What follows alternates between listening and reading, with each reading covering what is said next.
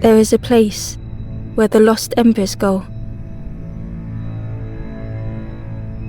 As their light begins to fade,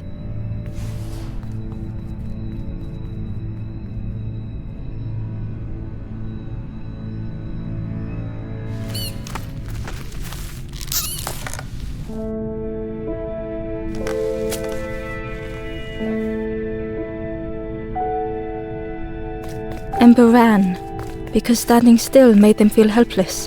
The wall glistened.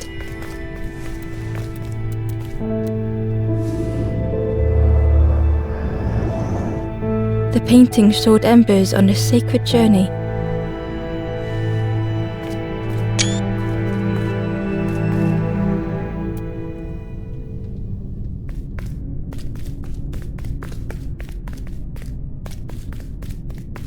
Ember felt so afraid and alone that it was a relief to find someone to talk to.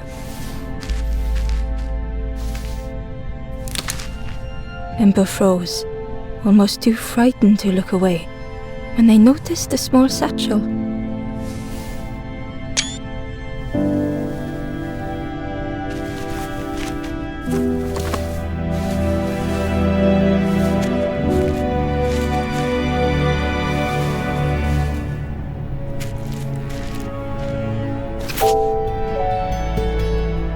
The satchel felt heavy. Ember looked inside. The statue shone brightly in the light.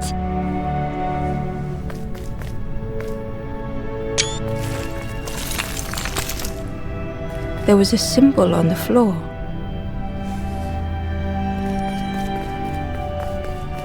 Ember noticed something wrong.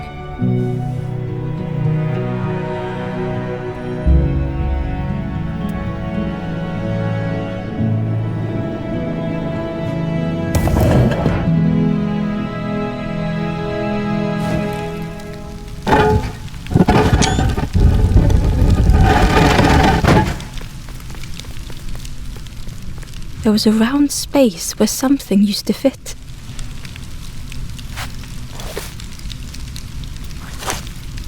To Ember's delight, the golden statue slid perfectly into place.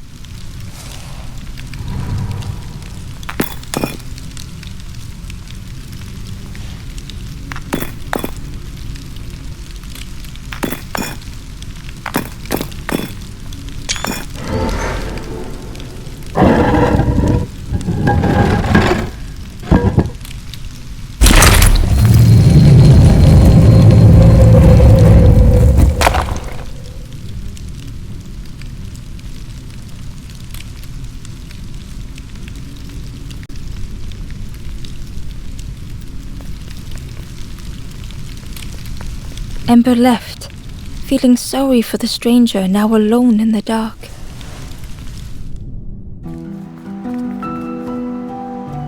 The stairway opened into a dark forest. Ember could feel fear taking over. They'd washed up alone, somewhere very unfamiliar.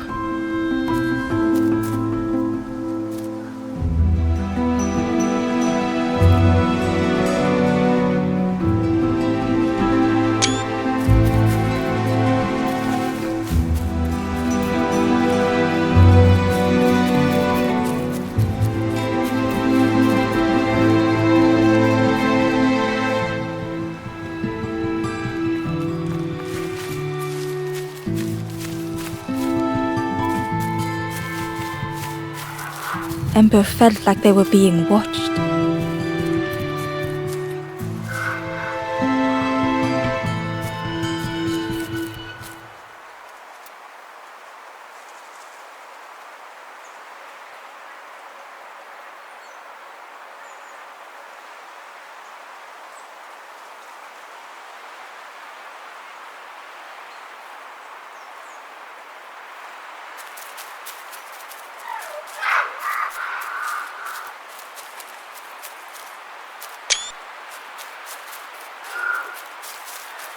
The path was blocked.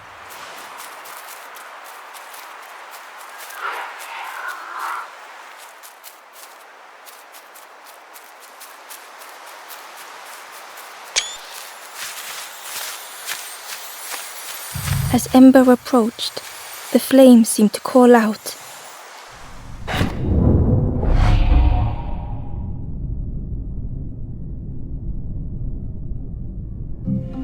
With a feeling like falling, the forest had slipped away. Ember felt lost in darkness and ruin.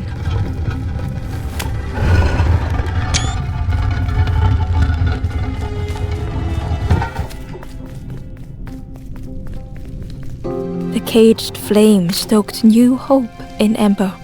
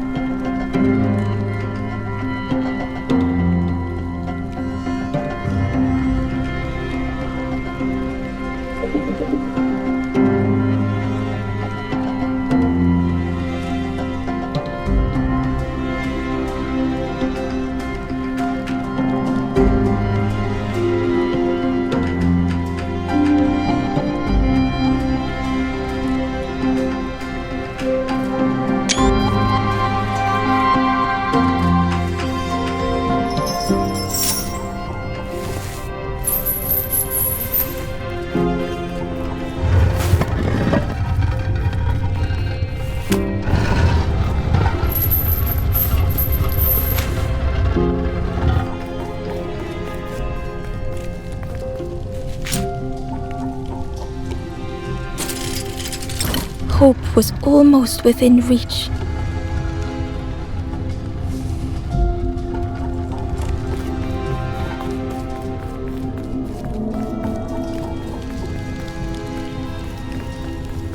The flame spoke and Ember listened.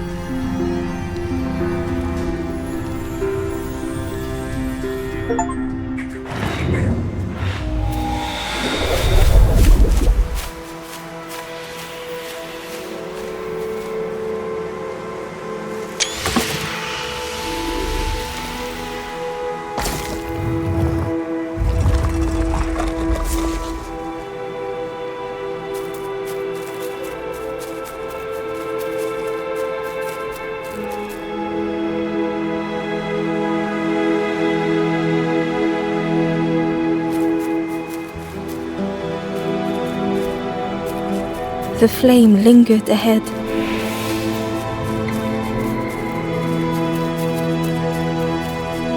Was it trying to escape? Or leading the way?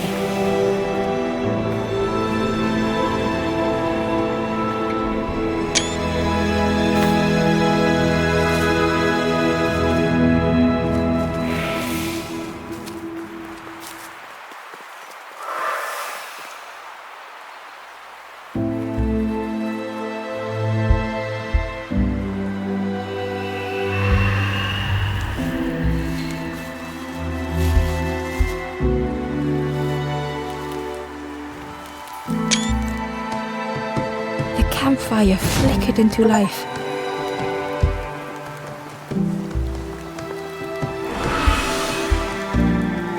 The ghost spoke. Hope has returned to a forlorn.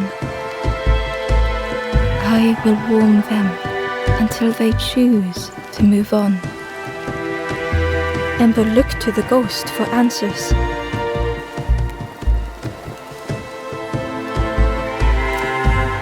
This is a place between places to travel through as your light fades. But none have passed on in a long time. The Forest King now holds us here, and those who linger will turn forlorn. Again that word, forlorn.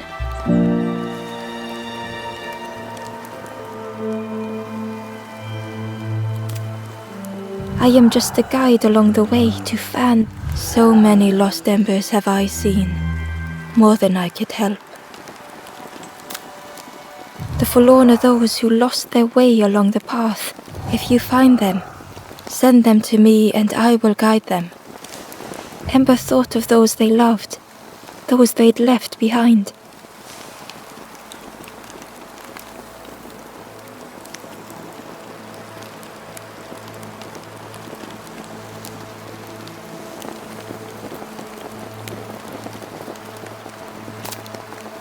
The Forest King watches the doors. The campfire will light the way. Find those who are lost.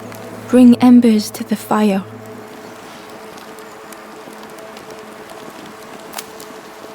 Travel wisely. Return if you have lost your way.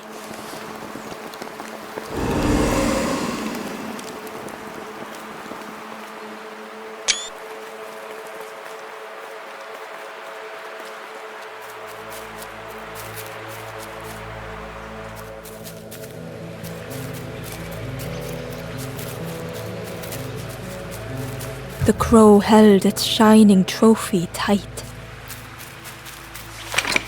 The old gate was locked.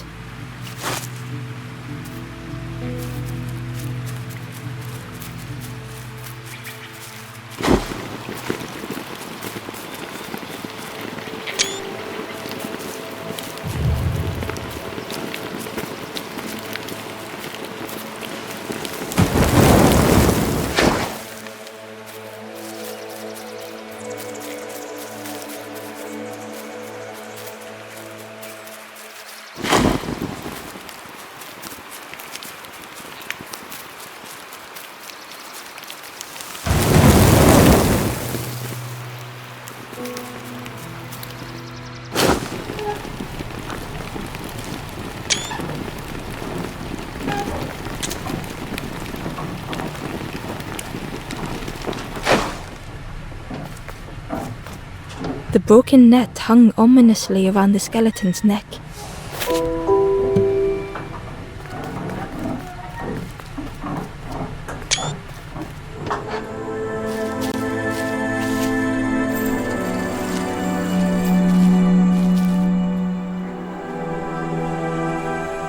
The stranger shivered in the cold.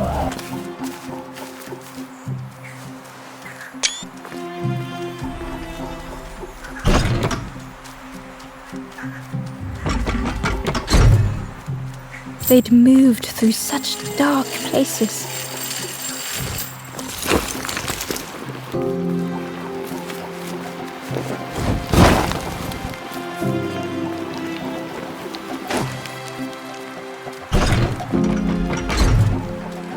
They lay down and closed their eyes.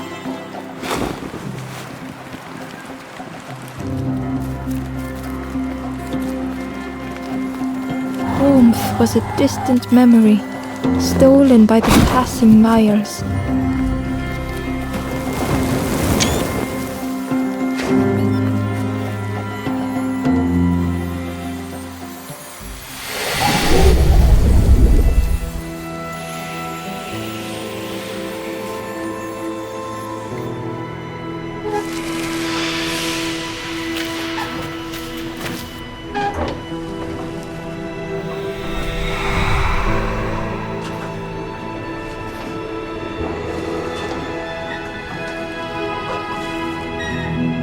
The stranger blinked at Ember. Is it morning already? How long have I been asleep? The stranger blinked at Ember. Is it morning already? How long have I been asleep?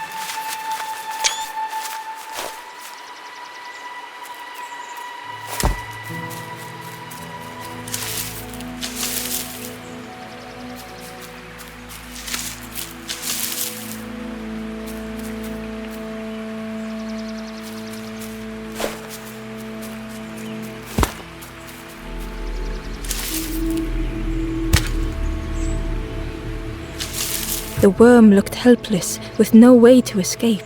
As Ember picked it up, the worm let out a little yelp.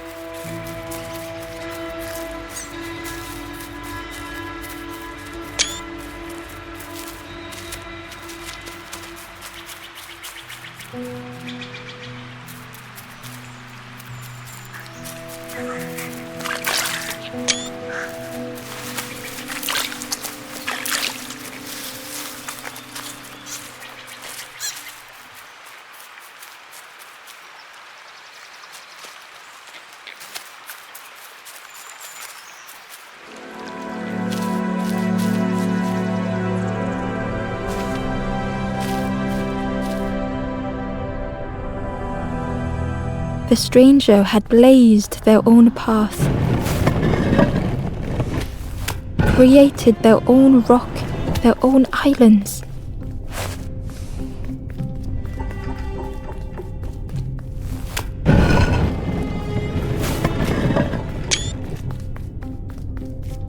They did not need Ember's kindness.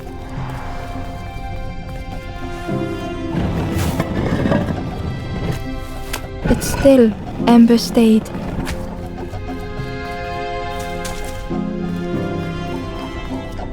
Building a bridge should it ever be needed.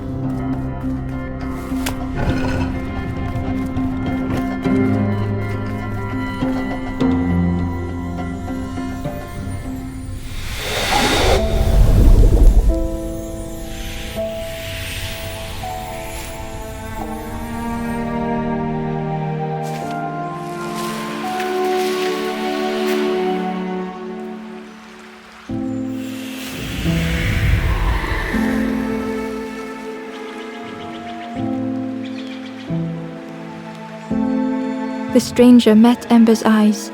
The two shared a moment of silence.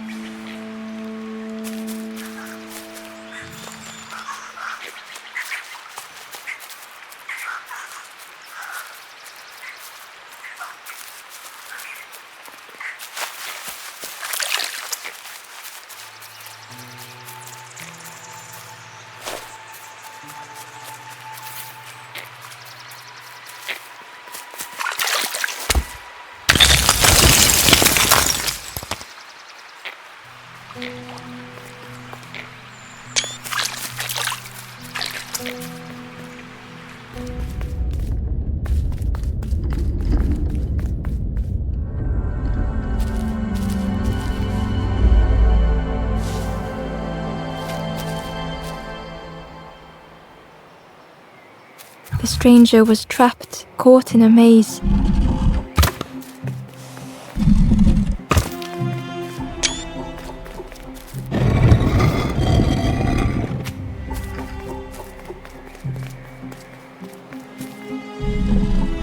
It was hard to make sense of this place.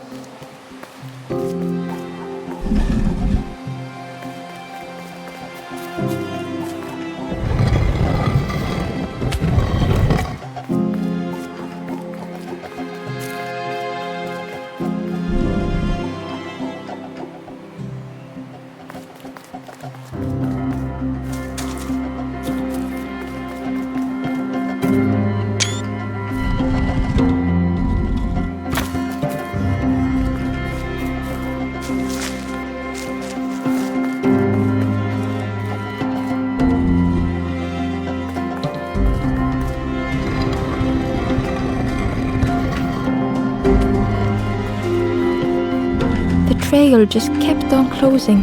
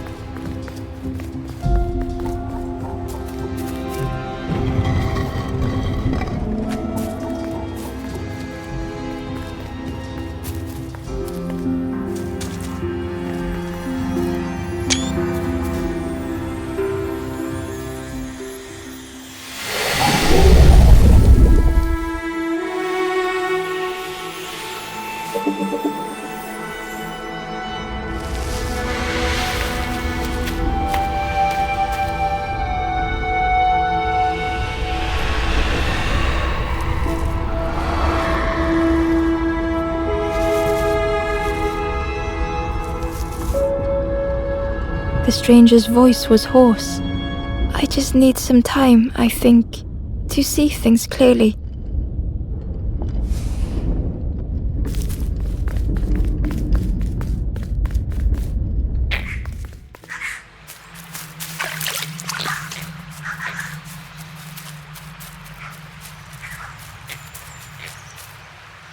The Ember was curious. Where did you wake up? I'm headed for the crossroads. It's not far, I think. I've heard there's a nest there, a safe place.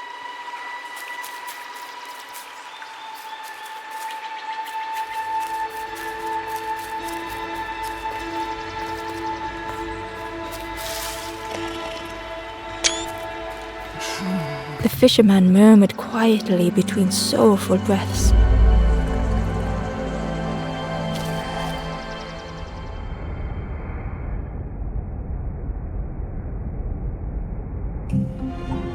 The fisherman felt so useless.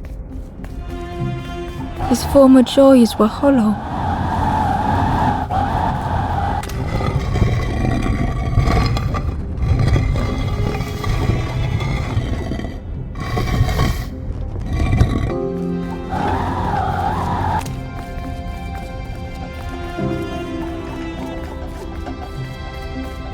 Sitting out there every day by the pond,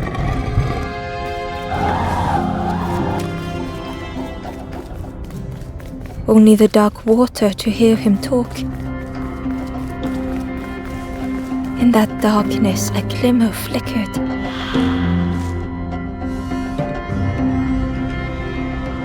A thought beating like a drum.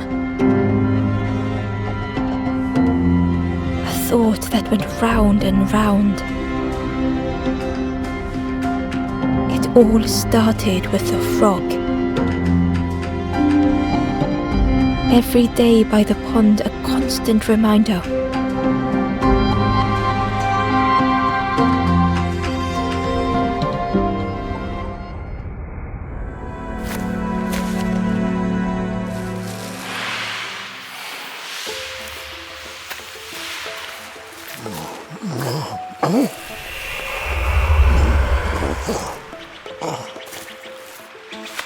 For a brief moment, the fisherman struggled to speak. He looked at Ember, hopeful. The fisherman spoke softly. "There's a frog in that pond, a big one. Saw him grow from a tadpole. We were friends of a sort. Spent every day side by side. So much better at fishing than me, that frog is. Catches them before I can bait them. Oh, it makes me feel useless some days." The fisherman sighed. "I've wasted so much time feeling like this." The old man looked carefully at the pond, at their rod, at Ember. "Well, listen to me here, rambling on and on. It helps though, telling someone. Thank you, Ember. If you need help catching anything, you just ask."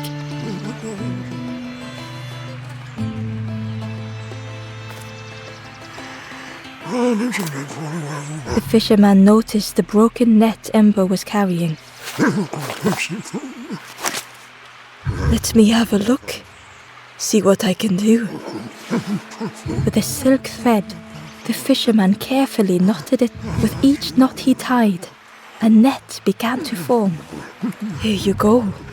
Good as new."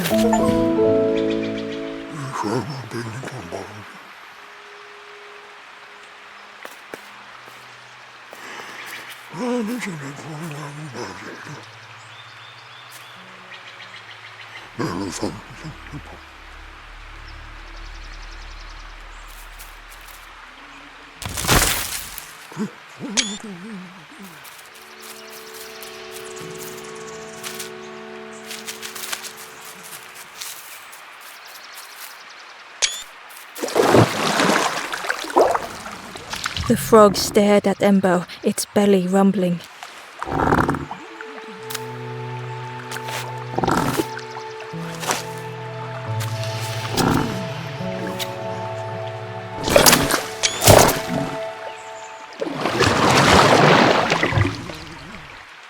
This was not how Ember had imagined the end.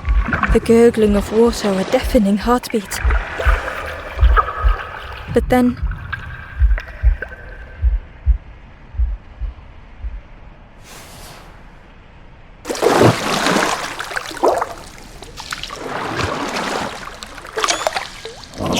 the frog returned Ember's good deed by leading them to a lost forlorn.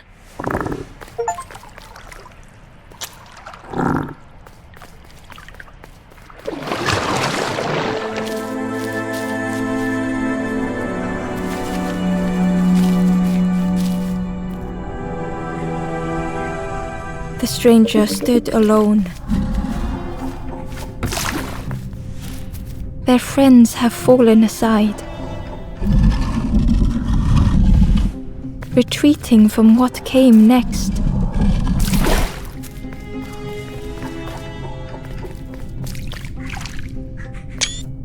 The stranger had ventured on.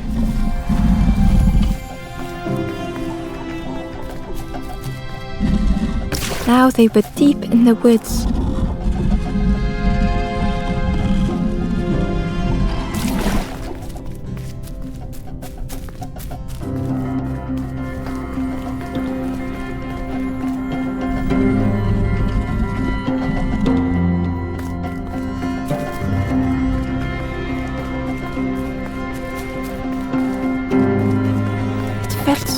pointless.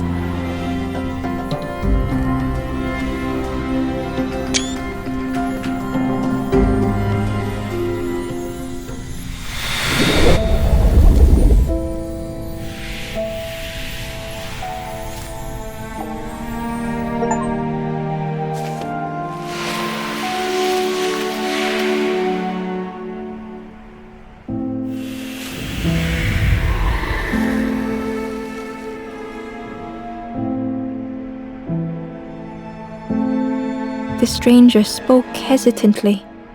"Is the campfire crowded? Let me gather myself. I'll see you there."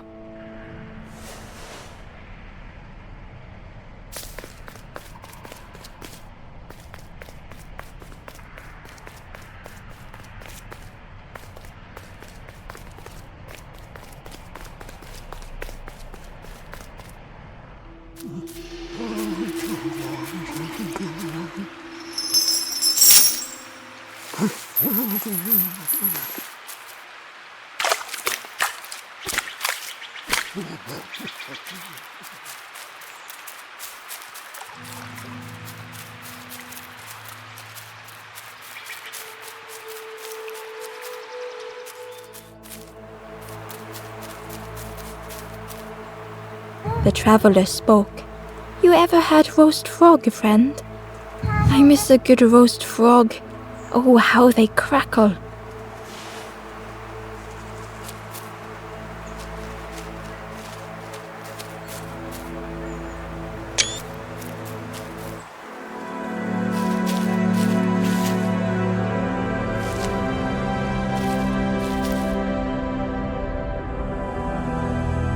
The stranger had been forgotten.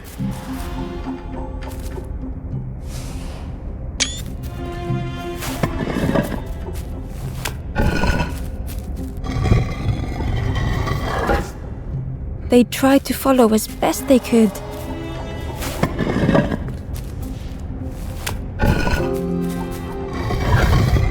But no one heard them when they fell behind.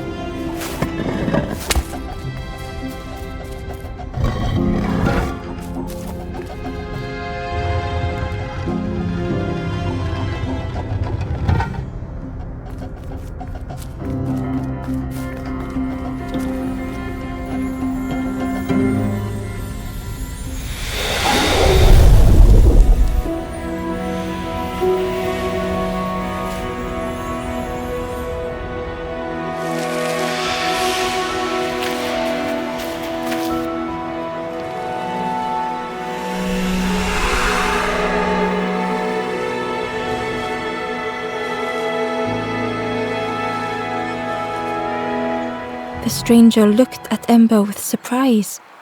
"Someone came back for me. Thank you."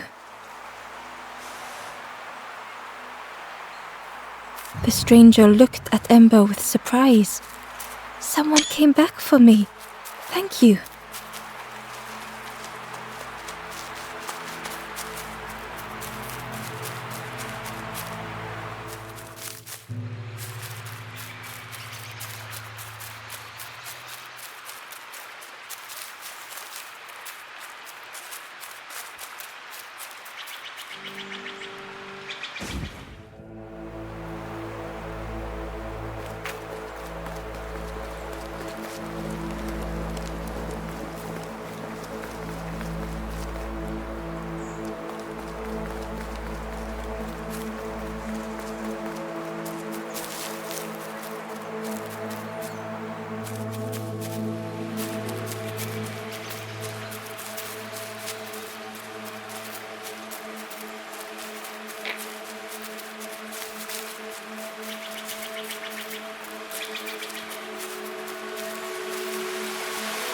The key was nestled between the reeds, but it was just out of reach.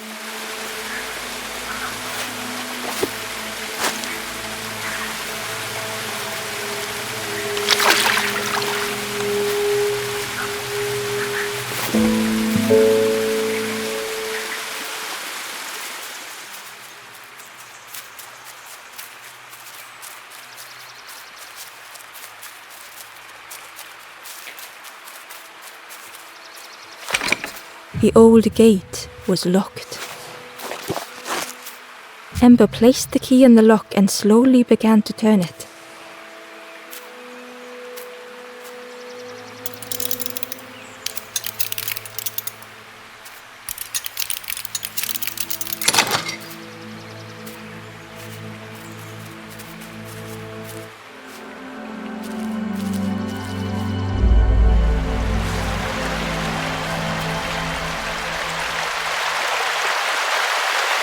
The stranger gasped for breath.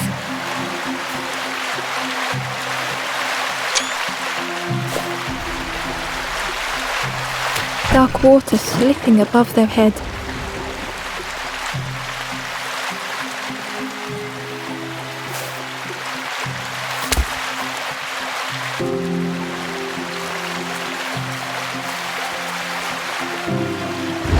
The sea didn't care if they sank or swam.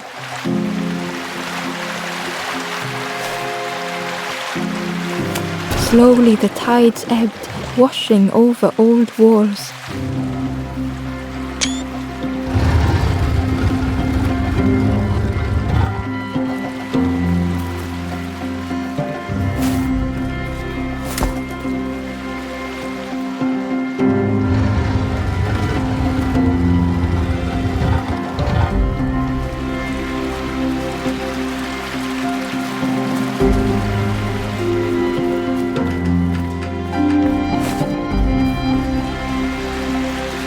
Ember reached out a hand.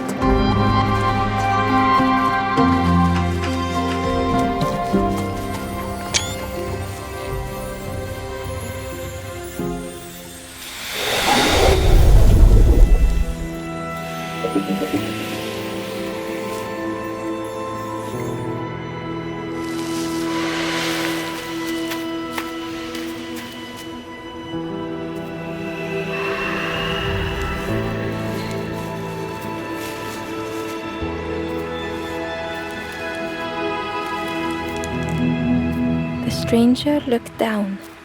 The ground feels good beneath my feet, friend.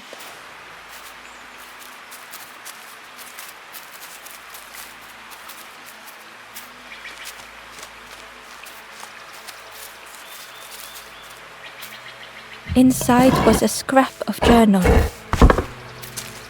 The strangers on the water went on without me. Where have I landed? Vines and thorns stretch out to trip me.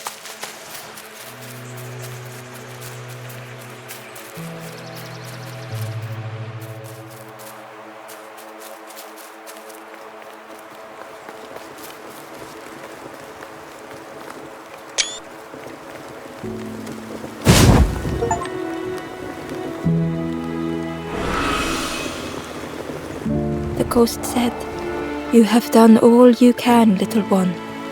Your journey lies ahead." Little one, your journey ahead will not be easy. The path to leave this place is blocked. I will guide others to follow after you clear the way.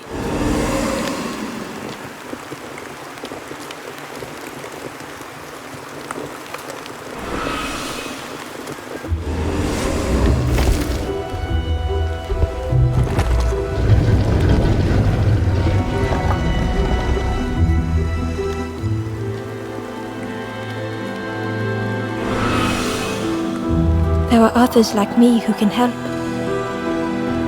You will always be welcome here in the forest.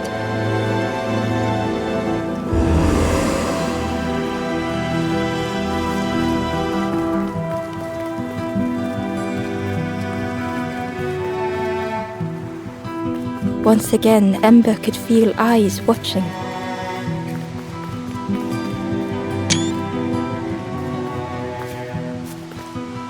Ember approached the forlorn, but felt it was different. They said, "I know what I need to do, what I need to feel. I don't want to be helped." Ember could not help. Not all problems were puzzles to be solved.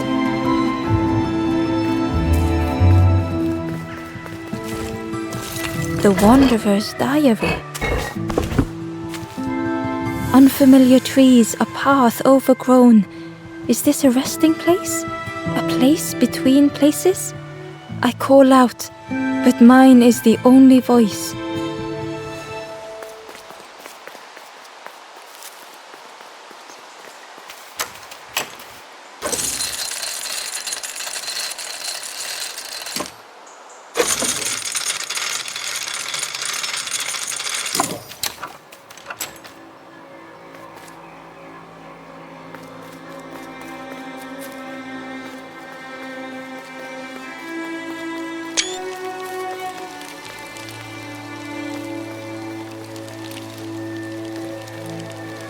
The guard joked. Another scrawny ember from the and with a bag looking all nicely and shiny. Both guards started looking at Ember with a deathly stare. The guard leered. The Forest King would like you, little scruff. Yes, come a little closer. Let us see what's in that bag. We guard the door to the Forest King. Oh yes, we decide who gets to see the king.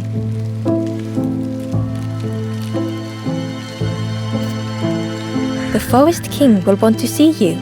Yes, come this way.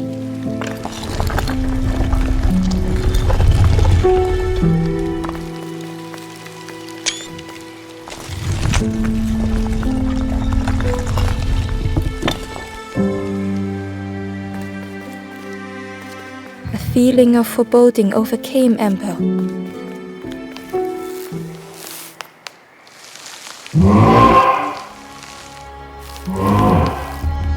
Ember was terrified but tried not to show it. The giant bird spoke softly. Another little Ember. Speak, little one. Do not fear. The bird is a friend. Ember wanted to feel safe. Oh, little Ember, birds won't hurt you. Birds will take another under our wing. Stay safe in the nest, you'll never turn forlorn. Ember was still afraid. Is it the night that scares you, little one?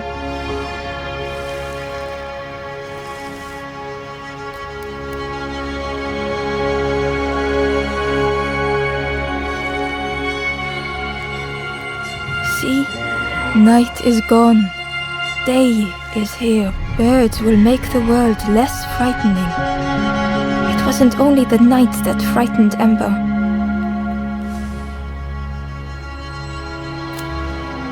The bird was disappointed. Stay? No need to help, silly forlorn. Hope is false. Hope hurts little ones in the end. The Forest King spoke so gently to Ember. Perhaps they could rest here for a while. It was hard to know what else to say. Clever little Ember, you will stay. You will not turn forlorn. Search for hope no more. Now take this feather.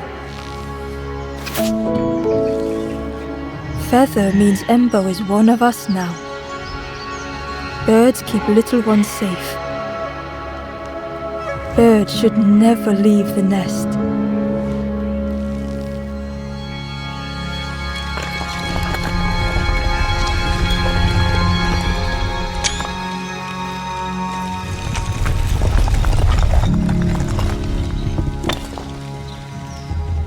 The guard seemed pleased.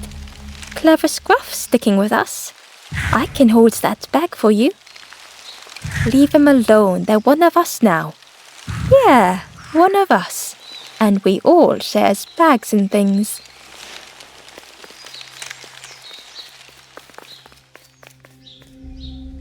The stranger wanted Ember's attention, being careful not to speak too loudly. You should get away from here while you still can.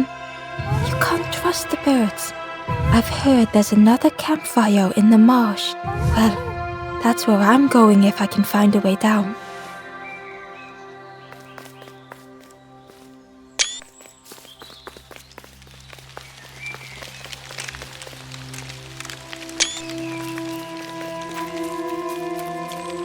The travelers had disappeared. Their campfire remained. The ashes bird tracks lay in the cinders.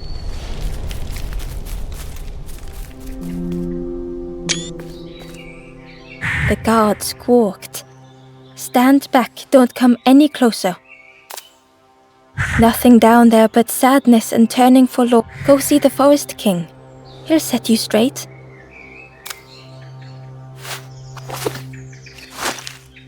"Got your first feather, I see.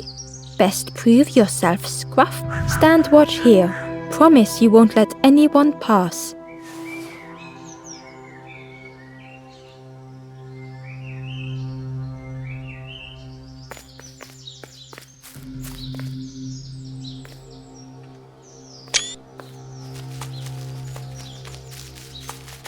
Ember didn't like deceiving the birds. But what choice did they have?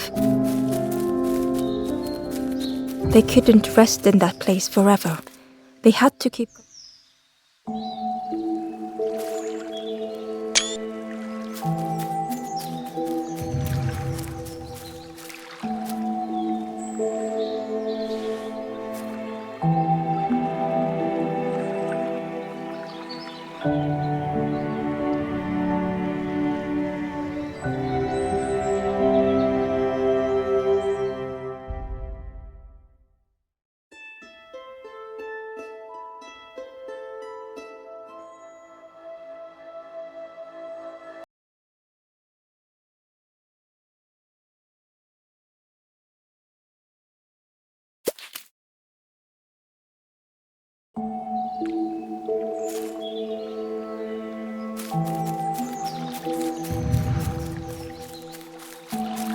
Ember hurried away from the birds. The mist hung close to Ember, hiding them. The Forest King seemed frightened, the birds cruel. Ember would rather risk turning forlorn than become like them. Ahead there would be others to help, and maybe a way to move on.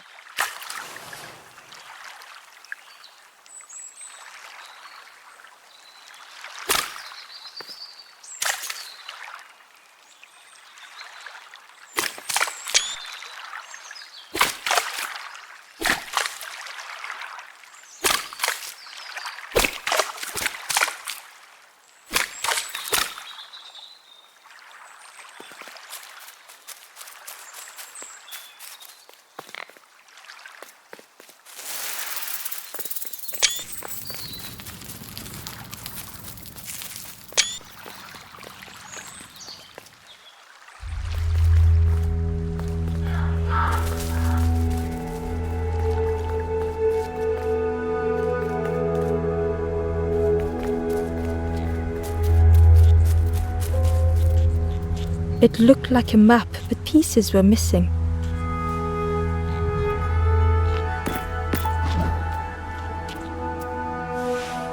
The piece formed a new route.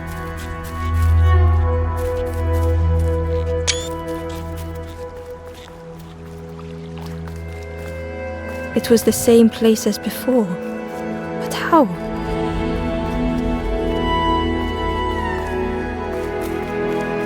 An eerie scene, like a moment frozen in time.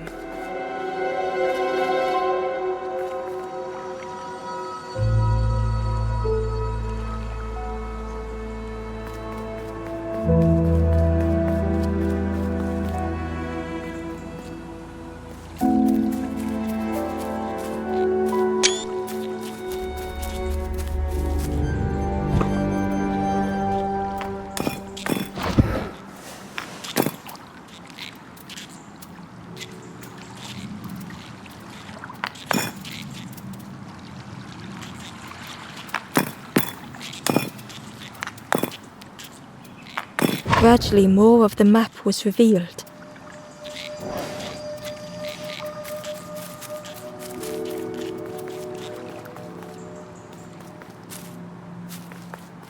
A section of bridge had somehow been ripped from its foundations.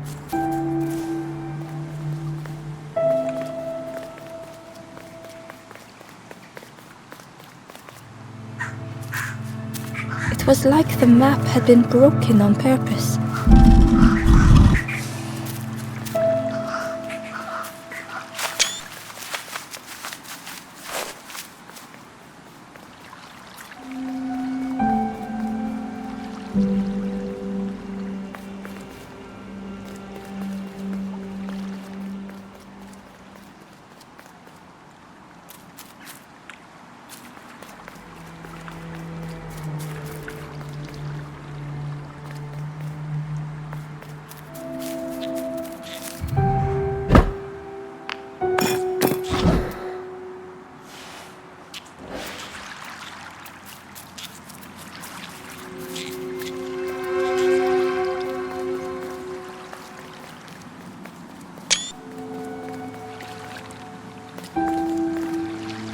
The mist revealed a secret place. Was it hidden on purpose?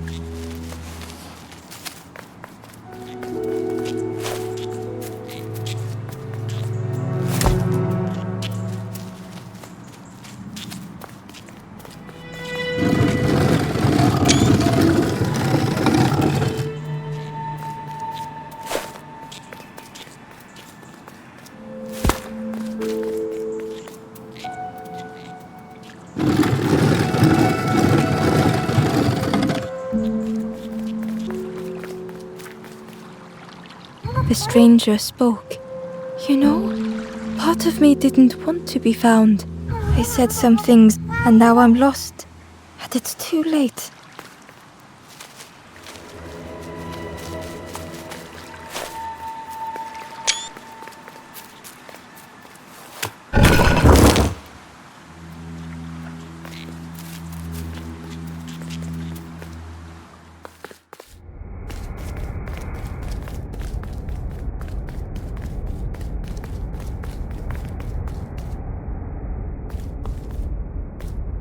The skeleton looked peaceful. Held tightly in its hand was a red feather.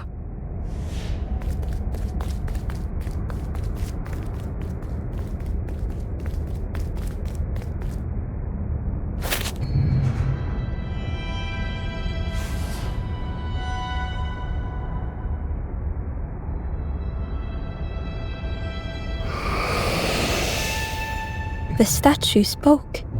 Just as it once moved the hearts of the forlorn, the instrument you now hold has the power to move the world around you, another before you, to great effort to hide it deep within this riddle.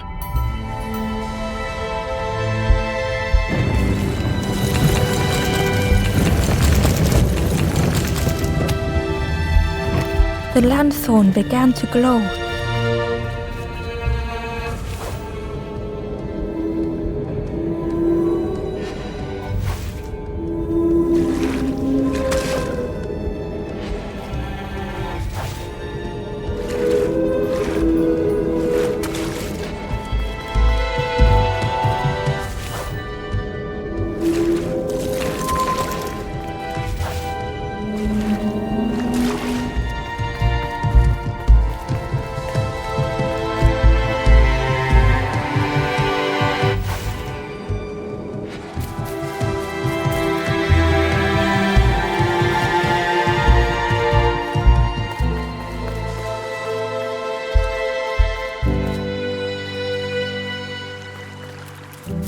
There was one last place to reach on the map.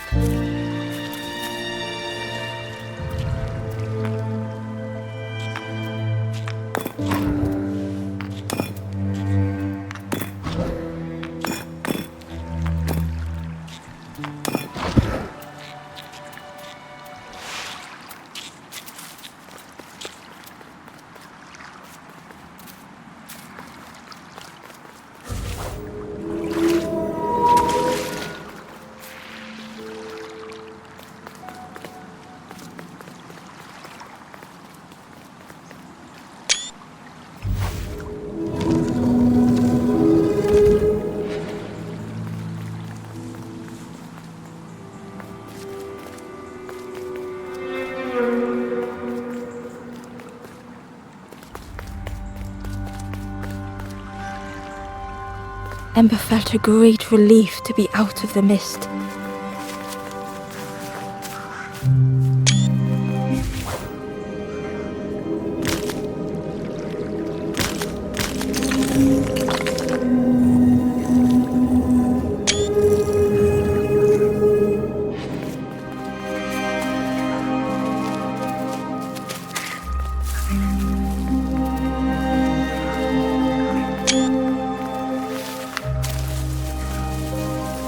Ember didn't mind getting muddy. The slide was such fun.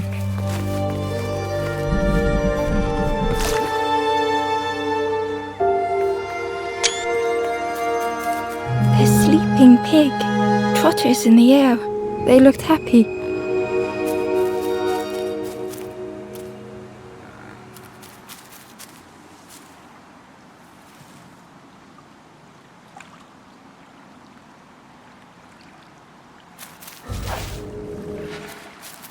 The plant looked like it could take a hand off, and it was in Ember's way.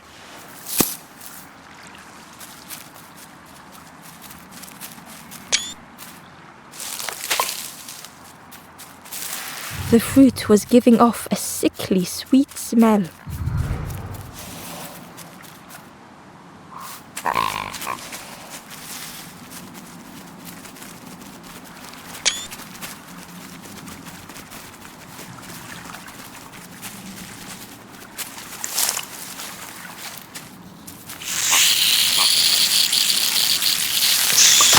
Ember chuckled.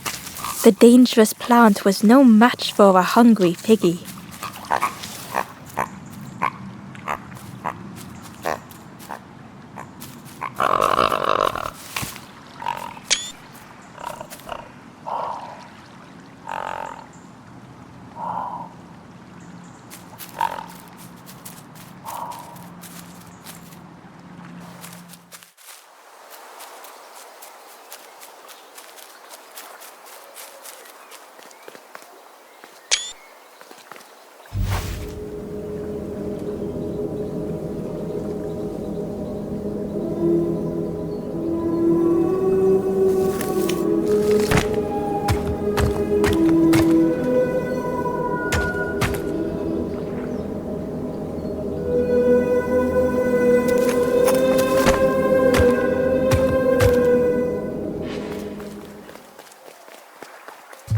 A hideous odor filled the air.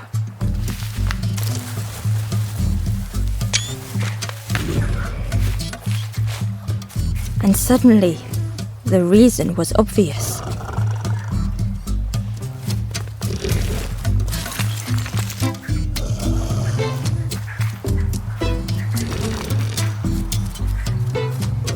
The pig inhaled a giant snort of air. Wait, what's that delicious? Ember shuffled nervously. Other embers fed me treats, but then stopped. You feed me now. It was junk. Maybe the pig would eat some junk.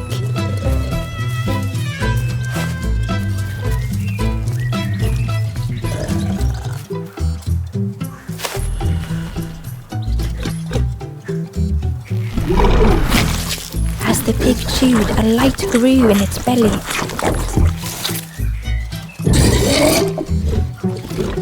Surprising, a little sparky, but tingly in belly.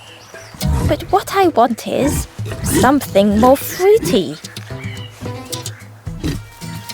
The pig would eat anything. Ember just needed to find more.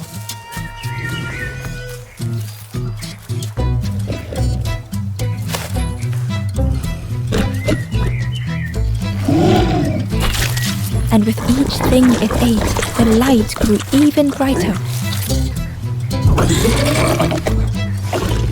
Fruity, fresh, but tastes a lot like mud. But what I wanted, something with more crunch. Perhaps if Ember could satisfy the pig, they might be more helpful.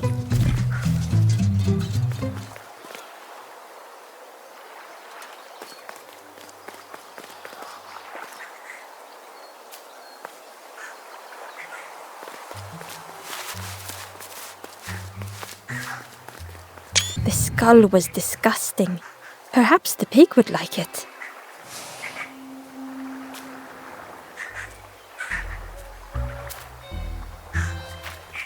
Ember came upon another campfire lost in the wilderness. The ghost said, "Speak and I will listen." It looked long cold, but ready to be lit. This is the hollow marsh. Here hope was consumed. You must not lose hope, or you too will. Ember thought of those they loved, those they'd left behind.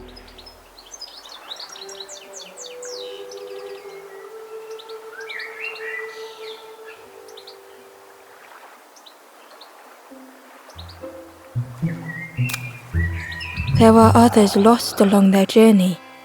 Find them and I will guide them.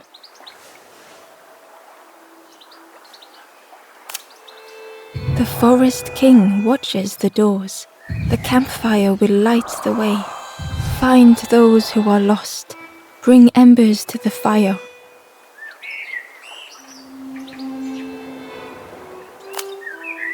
Travel wisely. Return if you have lost your way.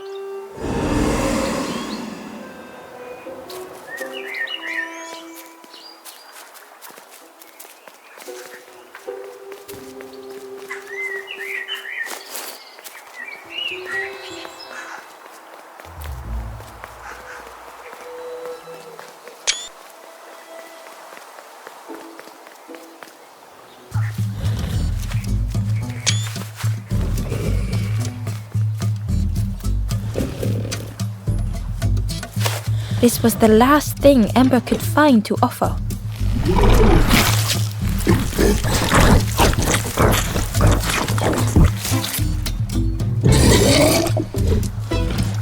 Crunchy, embery. Not much meat, but what I want is... The pig's stomach made an almighty sound.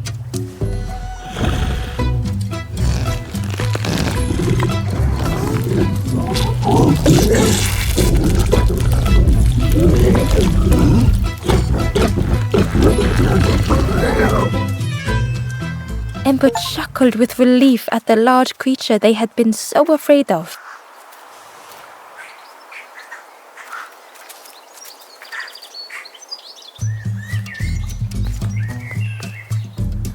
The pig had vanished, but something moved beneath the surface.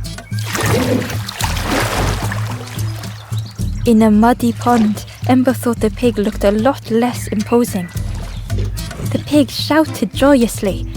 The water feels so good on the skin. Join me, morsel. The pig seemed happy, but Ember wasn't getting too close. Why do I consume whatever people put in front of me? I need some true nourishment, but there's none left here. But so much cooler in this muddy pond, I can finally think. Thank you, morsel.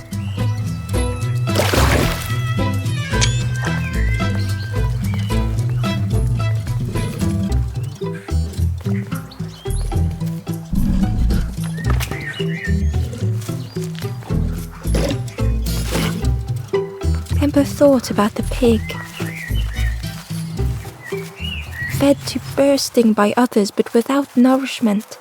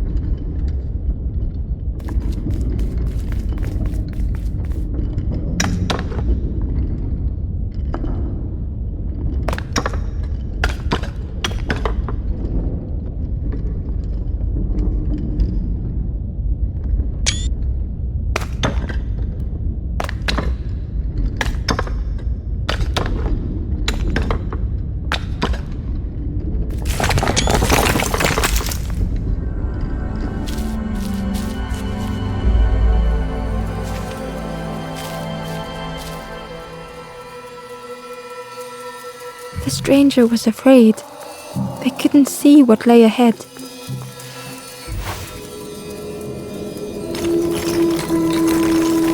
Ember saw their own fear reflected in the stranger.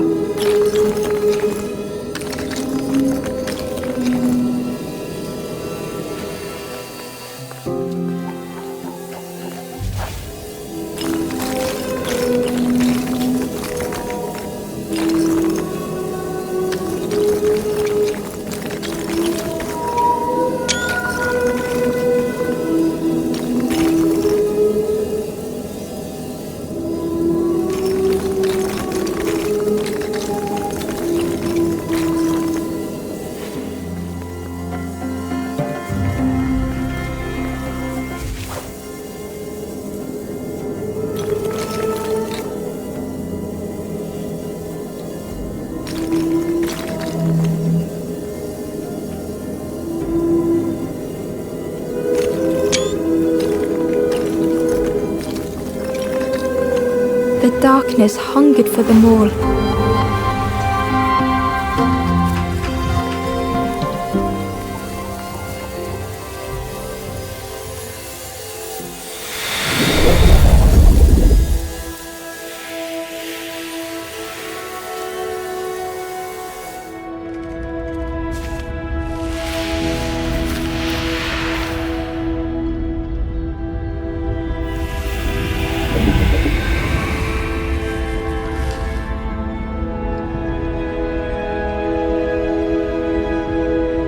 Ember spoke hesitantly.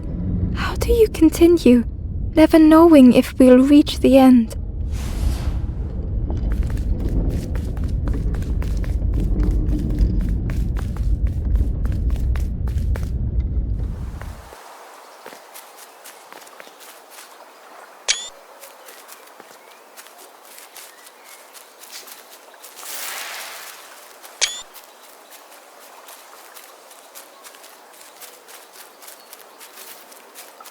The pot had turned cold.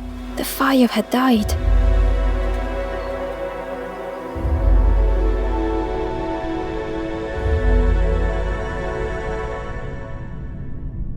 Nothing the cook made felt good enough.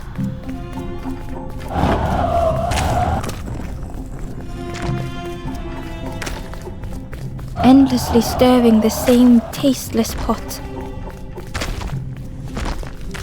Couldn't focus, sleepwalking through the days.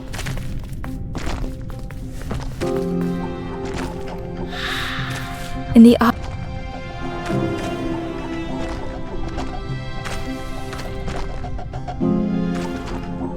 Ember couldn't hold on.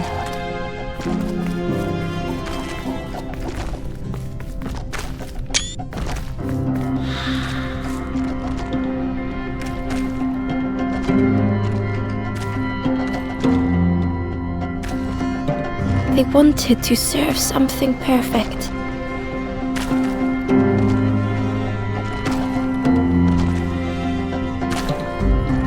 The praise of others was hollow.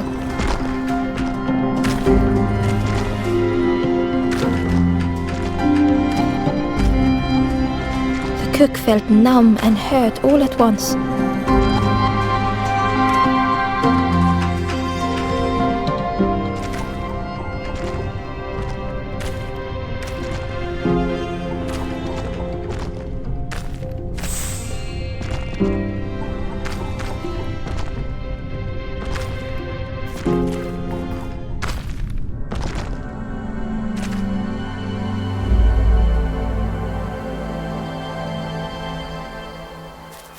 The pot had turned cold.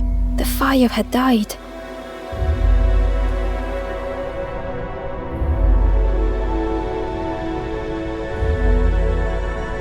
Nothing the cook made felt good enough. Endlessly stirring the same tasteless pot.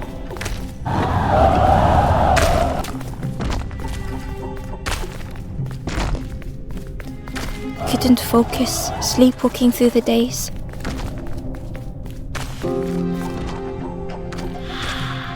In the eye of the storm, a fragile flicker.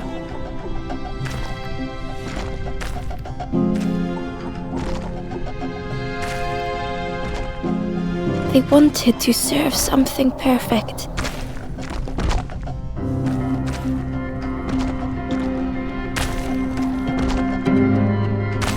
The praise of others was hollow.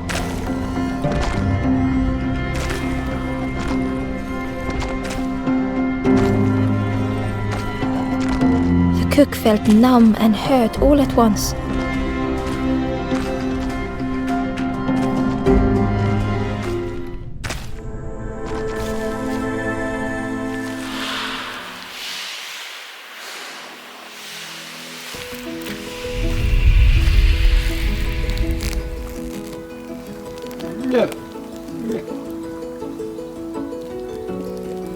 The cook spoke softly. "Oh, hello, little one. I didn't see you. I must have lost myself for a moment." "It's supposed to be my new soup recipe, but it's not ready. It's not done." A wonderful smell wafted towards Ember. "You look starving, poor thing. Have a little taste." But it's not. It was the most beautiful thing Ember had ever. I know. It got no flavor, nothing special. Ember wished the cook would believe them. "Oh, I'd forgotten how good it feels, but it's not ready. There's no need to pretend just to make me feel better." The cook stirred their soup, looking at Ember, looking at the pot, staring, thinking. Soon, maybe.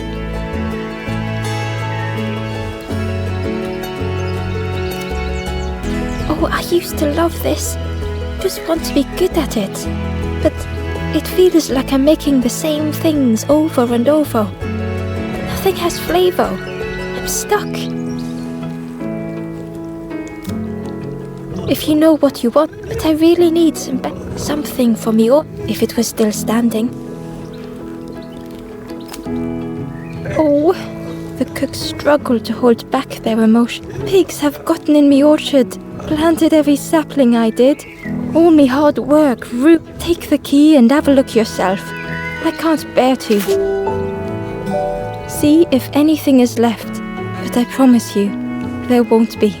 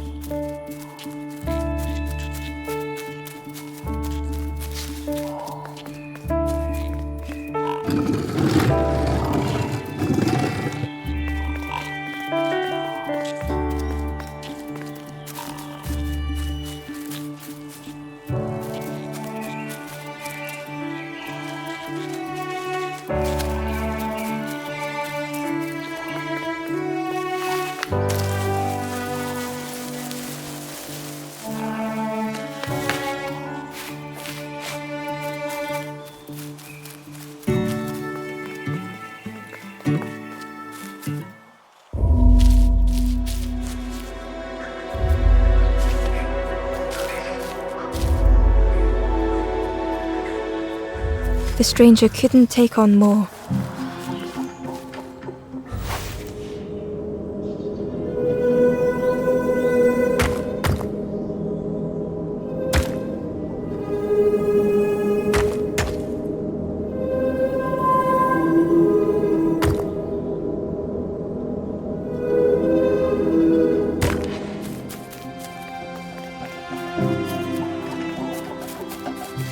The time to grow had passed.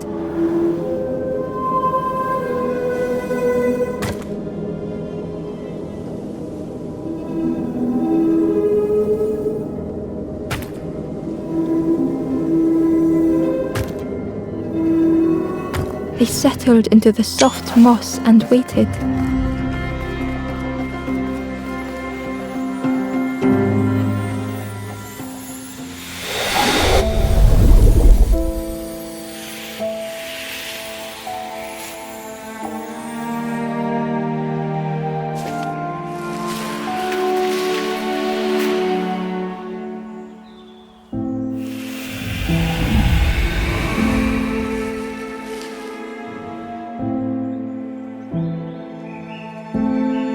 The strangers stretched their limbs.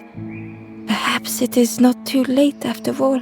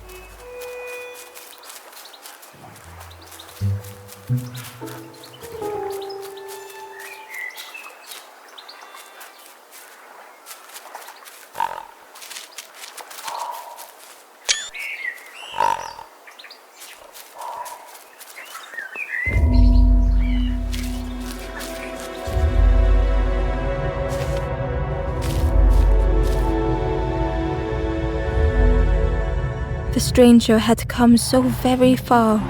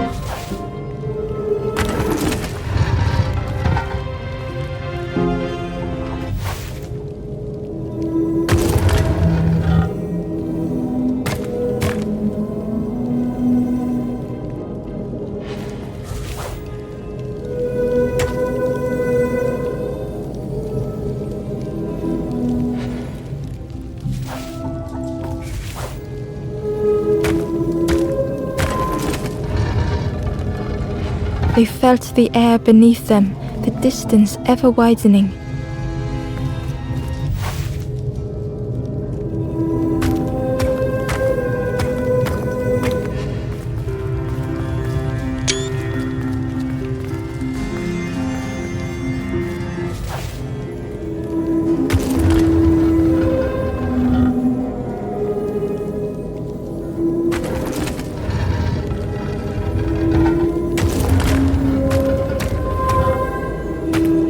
It was such a long way down.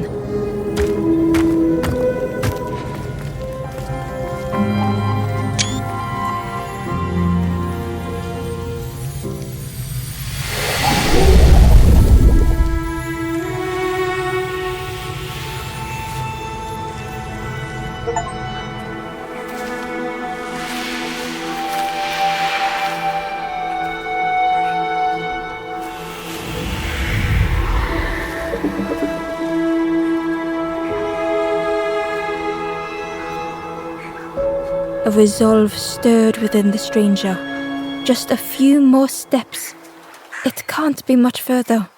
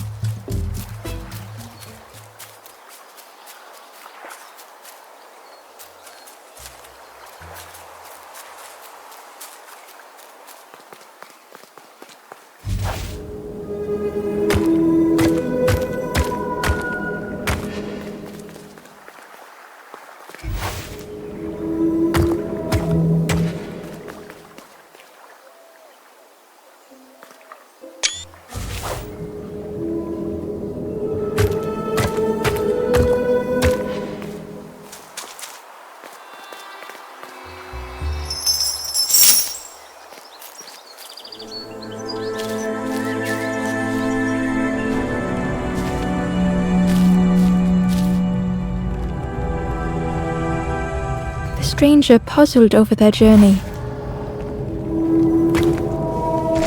Some steps felt effortless.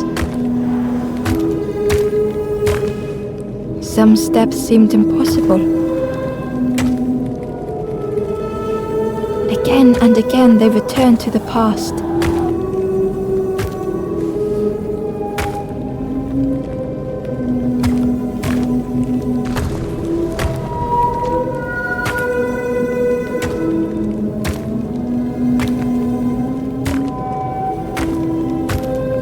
Twisted by unseen.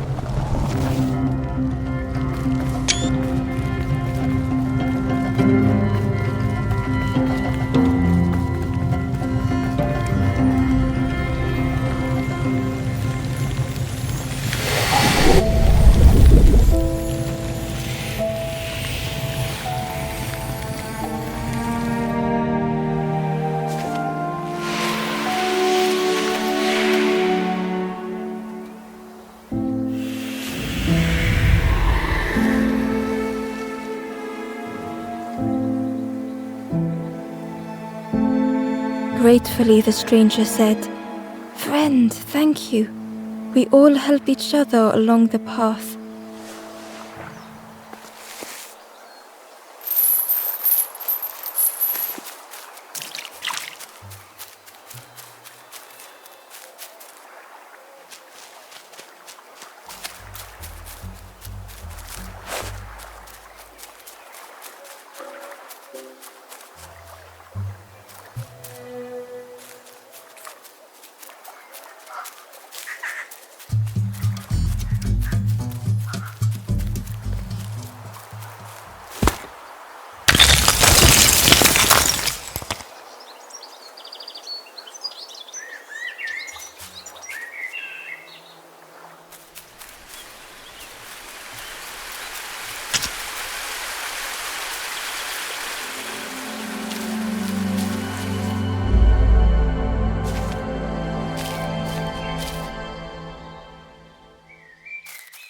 The stranger knew they had to move on.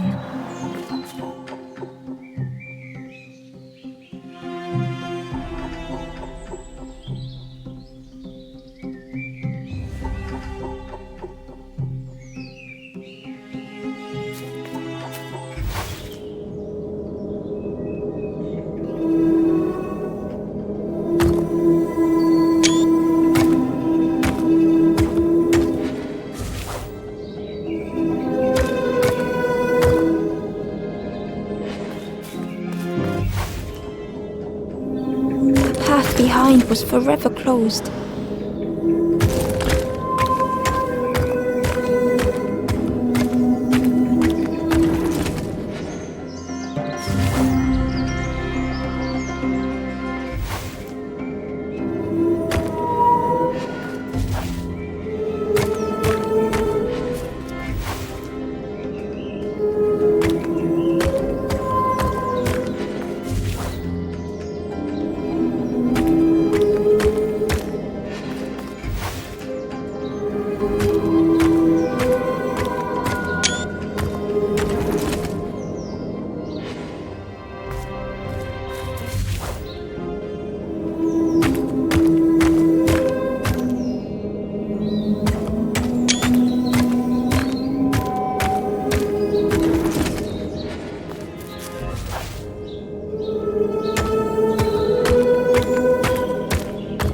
They tried so hard to see it all. To leave now seemed unbearable.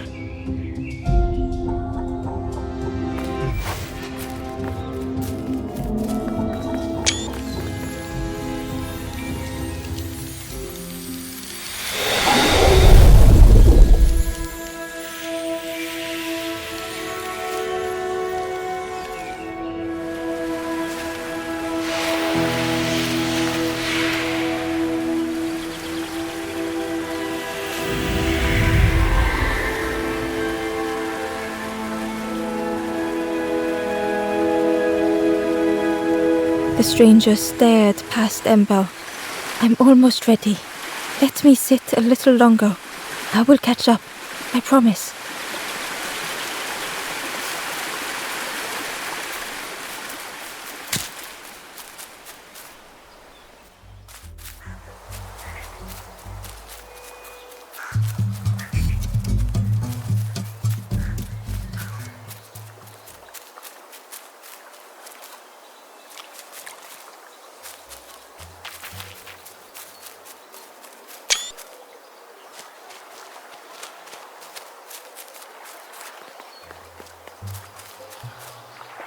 The stranger said excitedly, I've not magical sound a lanthorn makes.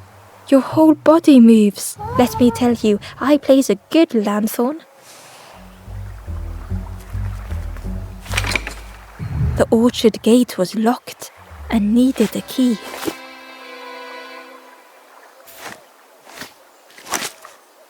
Ember placed the key in the lock and slowly began to turn it.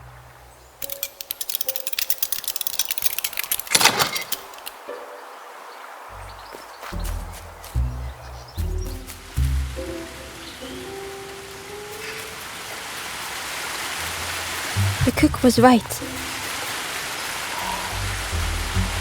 The pigs had destroyed everything.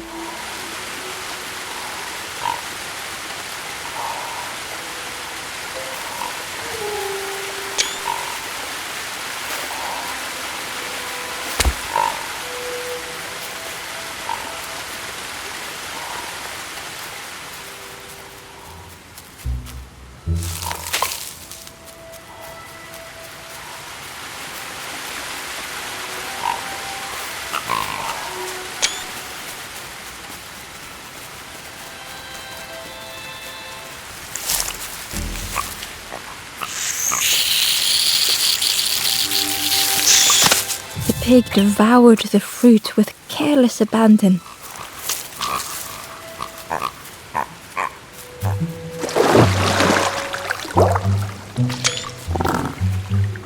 The frog seemed nervous, but also relieved to see Ember. They told Ember that the birds had let all the pigs into the orchard, and that the pigs had eaten all whilst the birds watched and laughed. Except one precious thing the frog had managed. The frog offered the lotus seeds to Ember. They pleaded for Ember to take the lotus seeds to them, as the frog knew how important good ingredients were in hard times.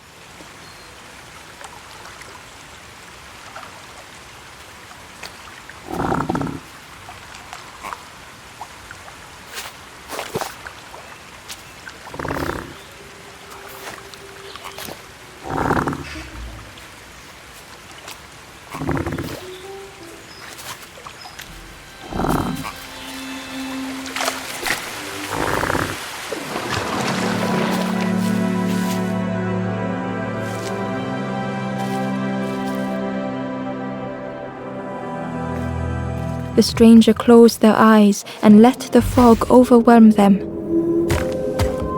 Soft, gentle fog, it held them like a vice.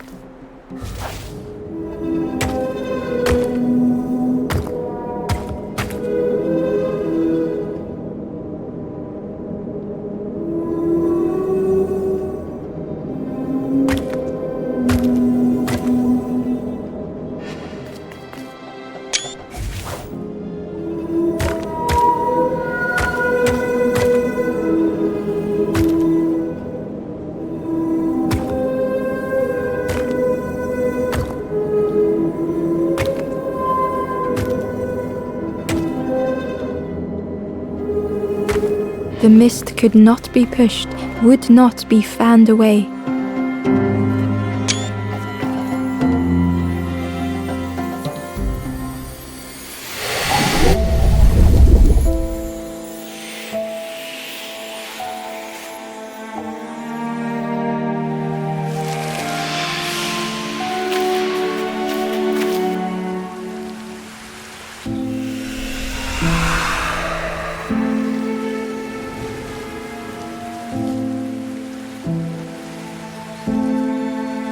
The stranger spoke. The fog didn't choose me, it just was. I hope it never closes on you, friend.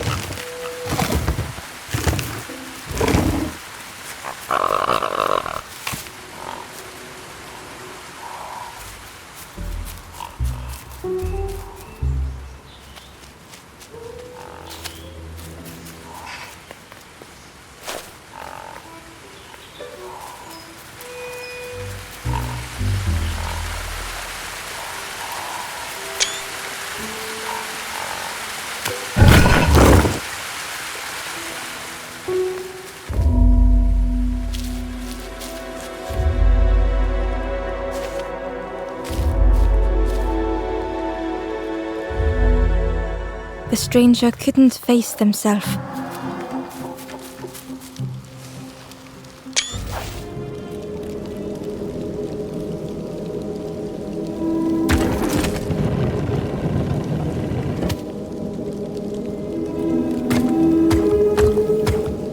It just hurt to be outshone.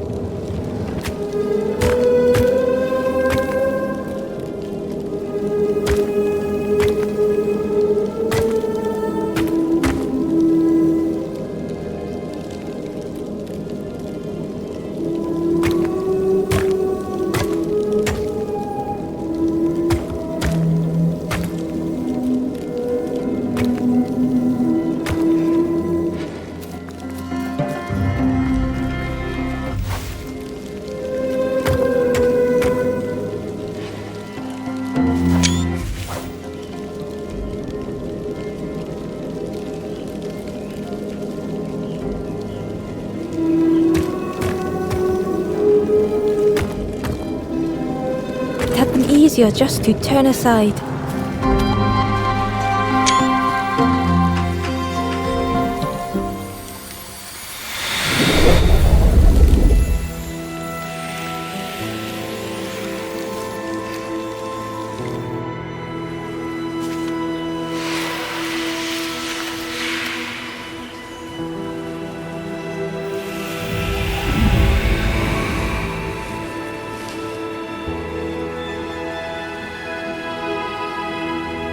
The stranger searched Ember's face.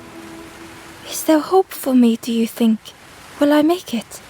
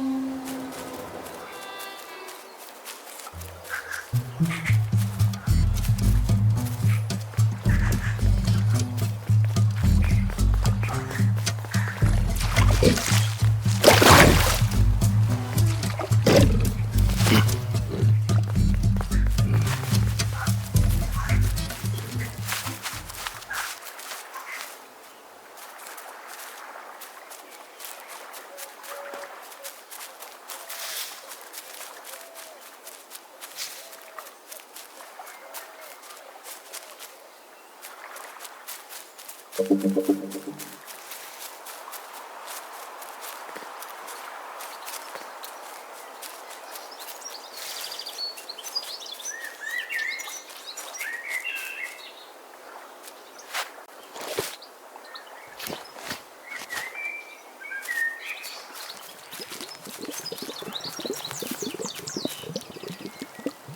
there. I can't believe... Wait, I've never cooked with lotus seeds before. Ember felt happy seeing the cook suddenly so full of purpose. What a lovely surprise! Please try some. It's not much, but there's plenty to go around. Help yourself.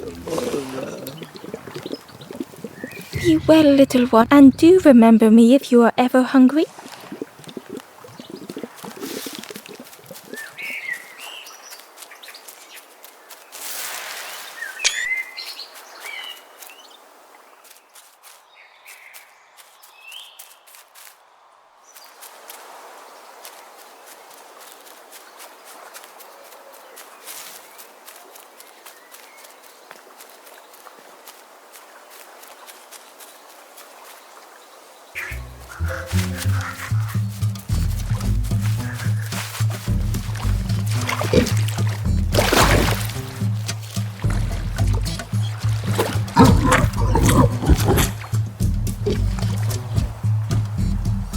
The pig was joyous. What is this, Morse? My insides feel as refreshed as my outsides. I did not dream such food was possible. We will plant a garden of compliments to the chef.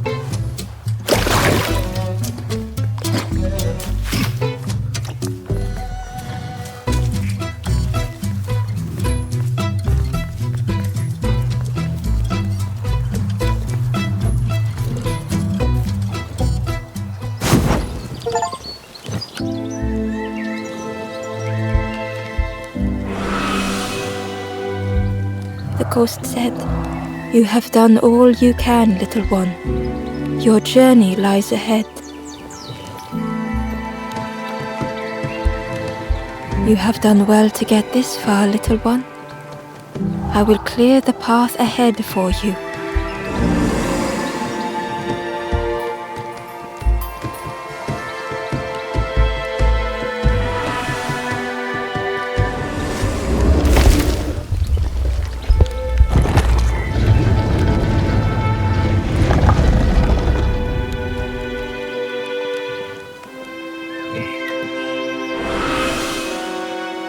You have seen another watching over. They know the secrets of this place.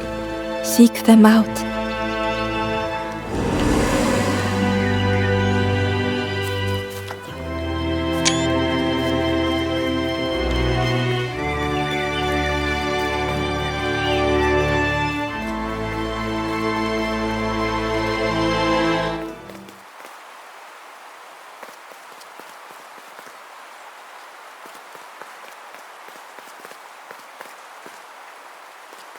The painting was the same as Ember had seen before. Two embers shone clearly in the daylight now, their journey ahead.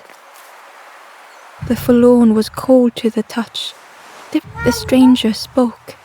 "I can't let another in right now." Ember shared a moment and hoped they would find what they needed.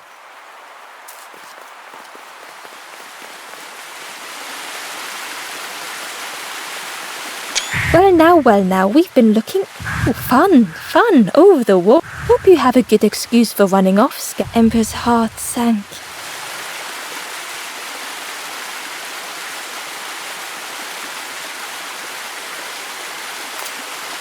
Ember tried to think of an excuse. Save your made-up stories for the Forest King. Oh, yes, tell the lies to the king.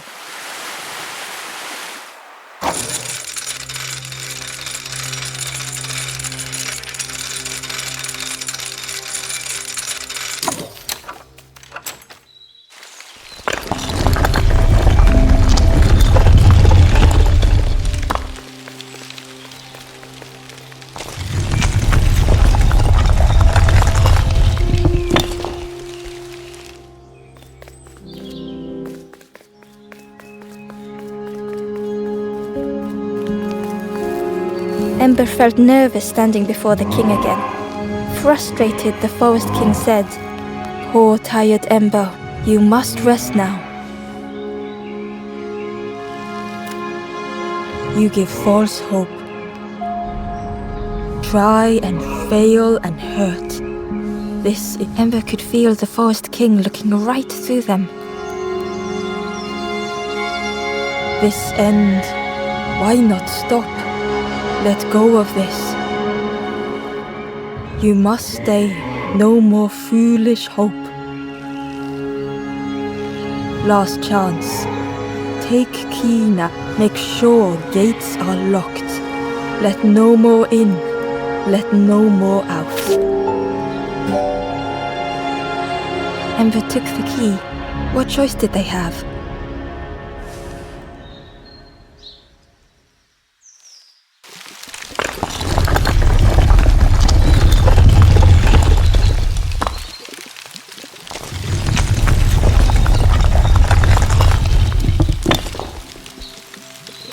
Yeah, this really is your last chance. Don't betray the Forest King again.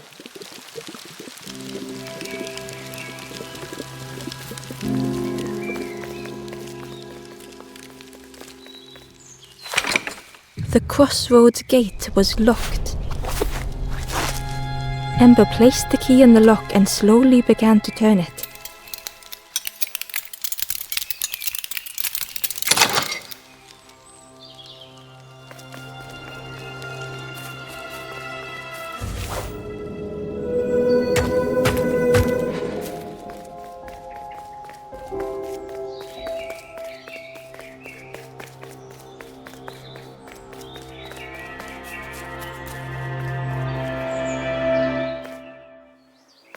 Eagerly, Ember left the birds behind, glad to be free.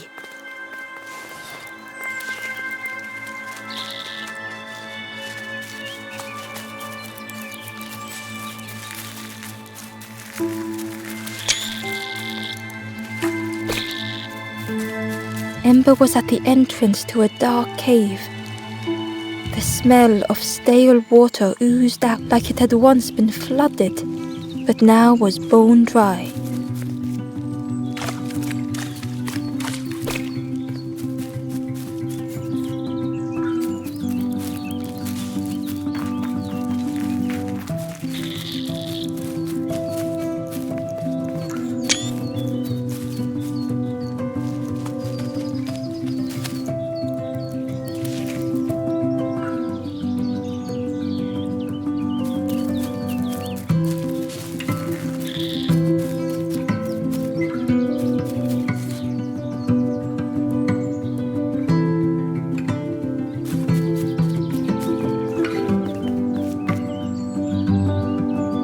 Excitedly, the stranger said, "Look, it's Iron Claw.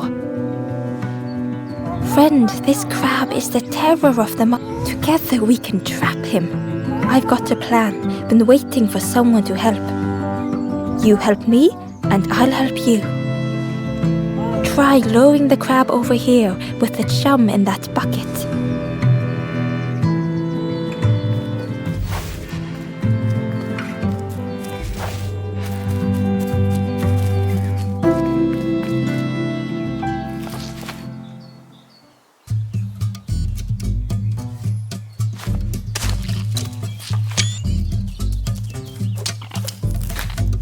He can only see what's right in front of him.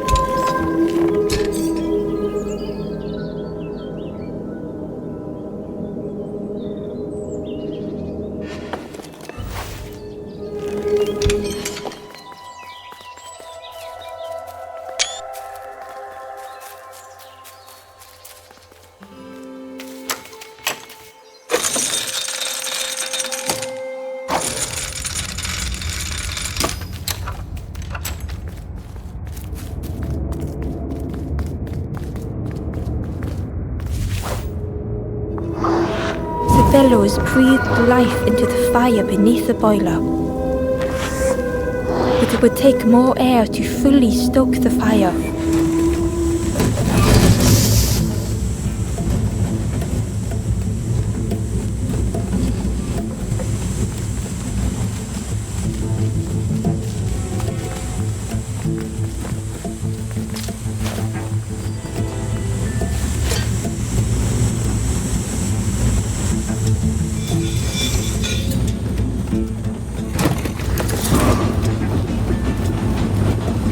Oh, that did something. I think there's one more of those valve things.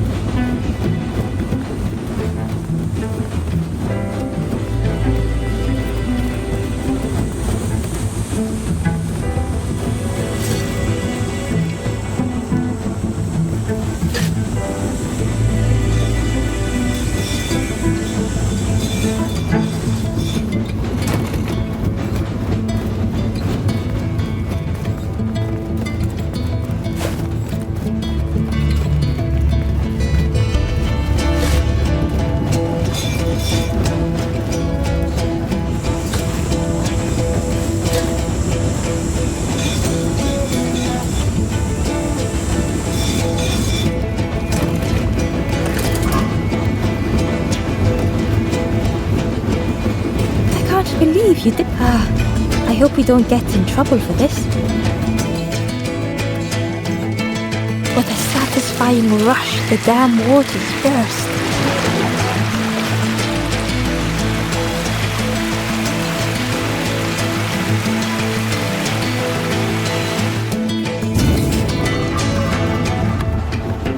Ember really did hope they wouldn't be in trouble.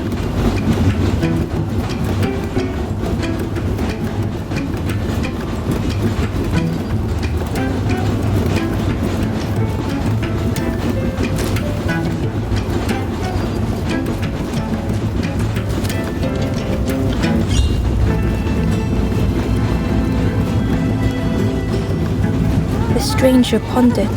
I just wanted to to help get the water flowing again, but I have absolutely no idea what I'm doing.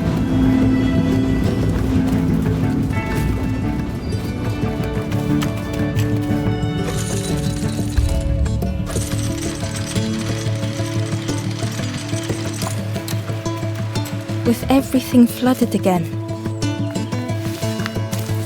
Ember wondered if now they could reach the entrance of the cave.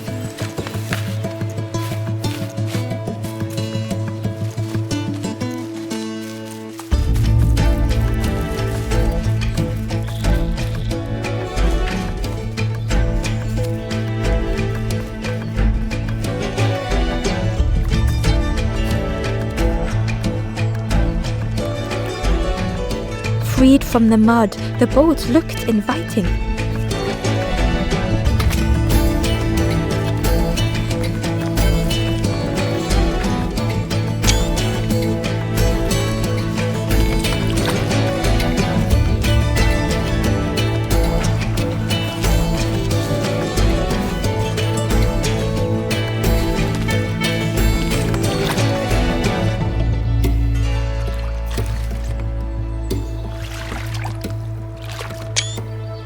The boat was a perfect fit for Ember.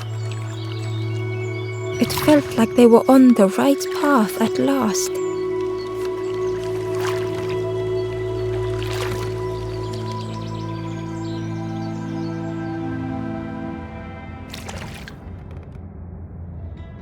The passageway was dark and eerily silent.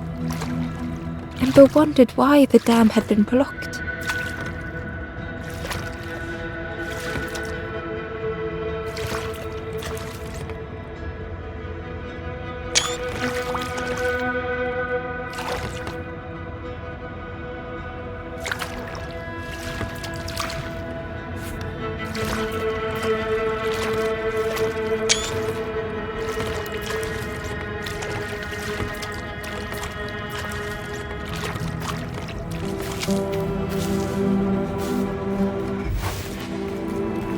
There was a lens on the wall.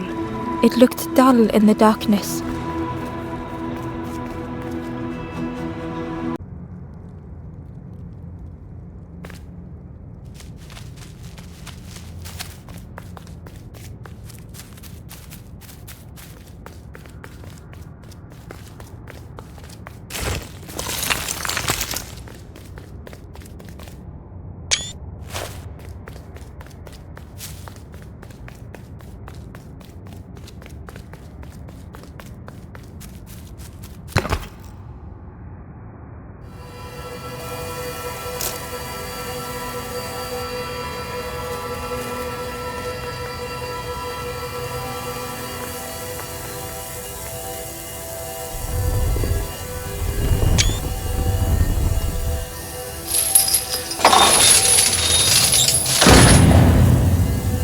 As the gate opened, a thought occurred. What was the gate keeping locked away?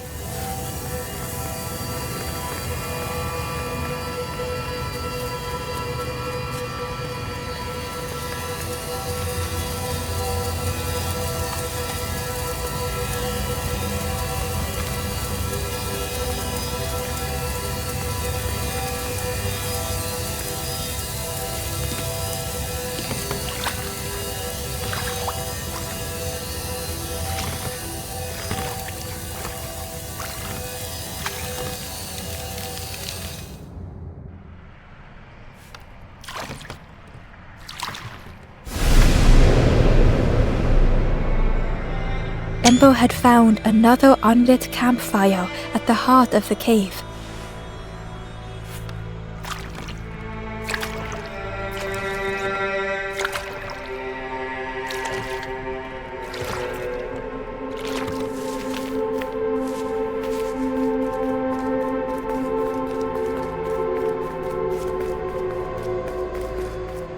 The ghost said, "Speak and I will listen."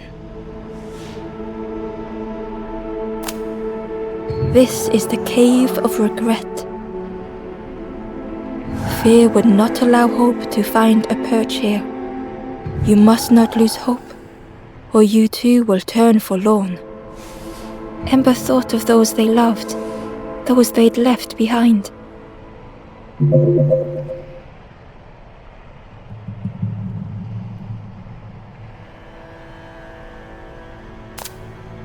There are others lost along their journey. Find them and I will guide them. The Forest King watches the door. The campfire will light the way. Find those who are lost. Bring embers to the fire.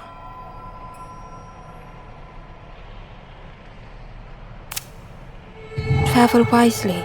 Return if you have lost your way.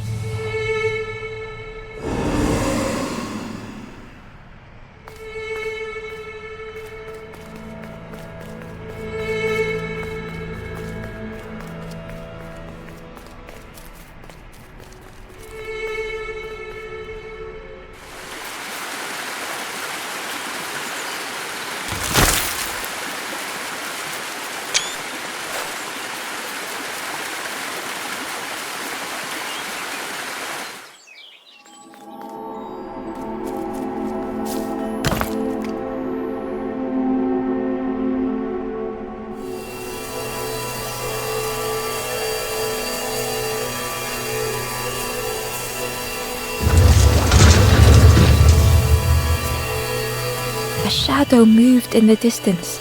Ember hoped that it was a trick of the light.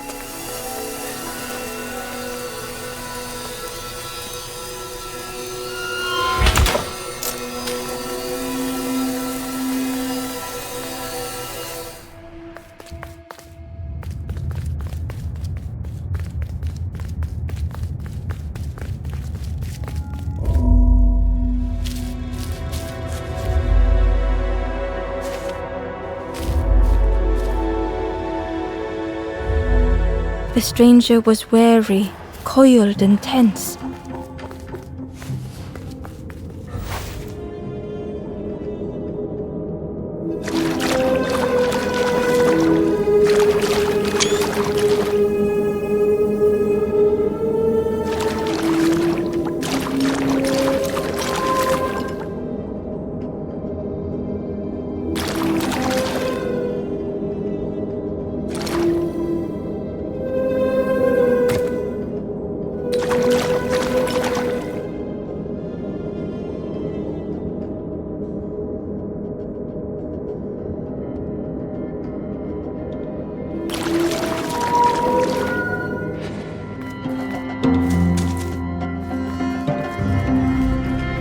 The dark had gifted them friends in the past.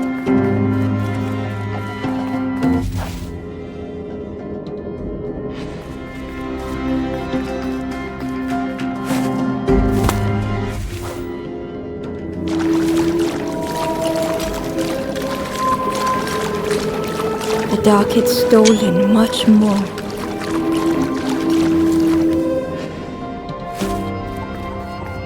Would this new light do the same?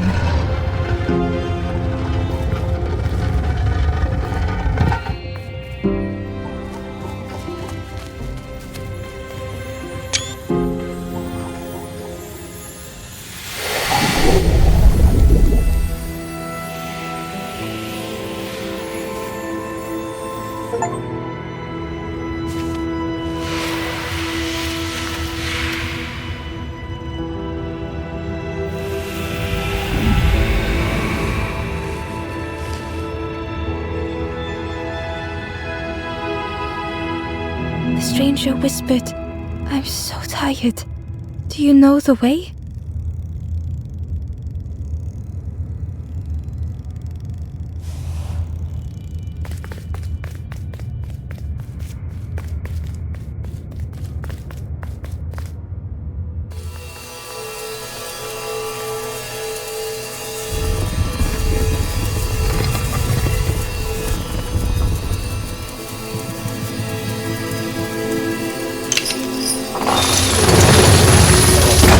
The creature's body slithered between the rocks, seeming to never end.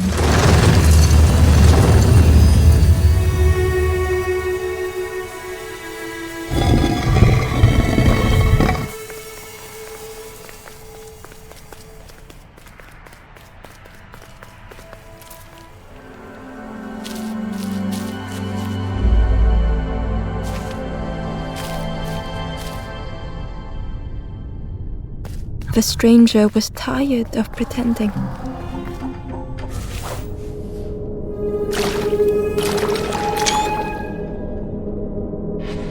They'd never have made it on their own.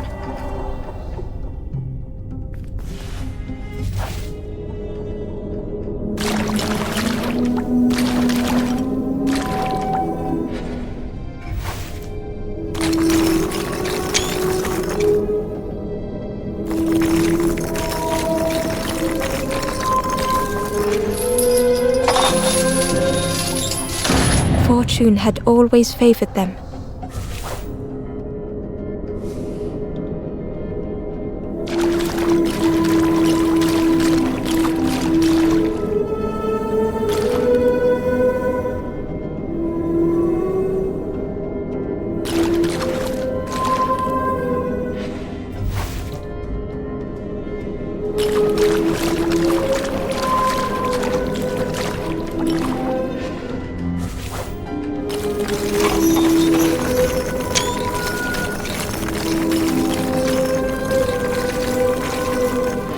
Had they deserved to make it this far?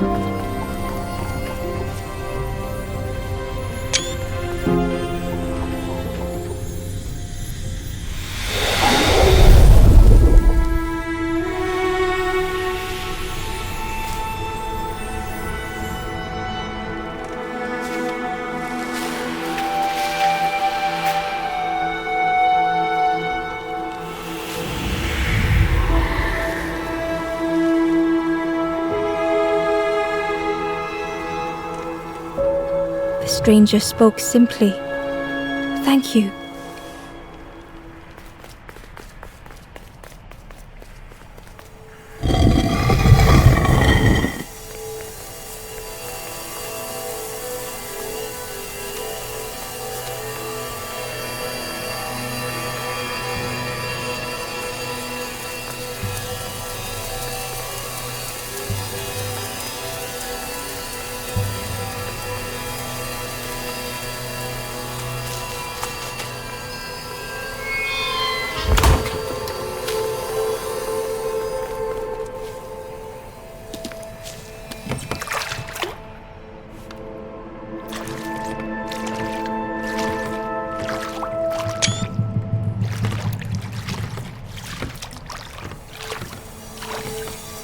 Terror gripped Ember suddenly.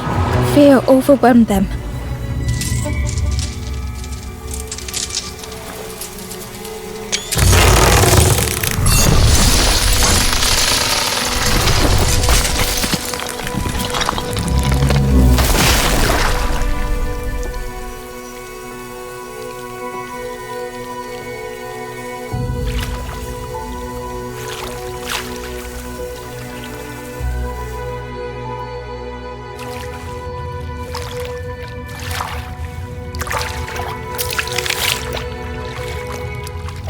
The splintered plank was all that they sat for a moment, and despair. Perhaps the Forest King was right.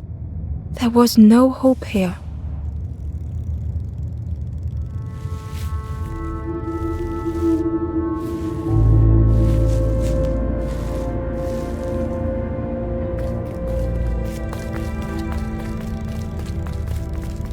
A discarded builder robot. The poor thing was rusted in place.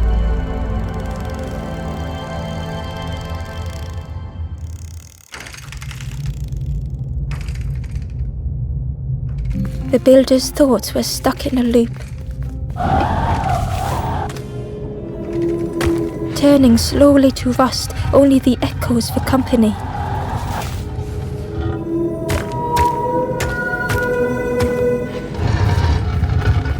Disconnected gears in their head turning round and round.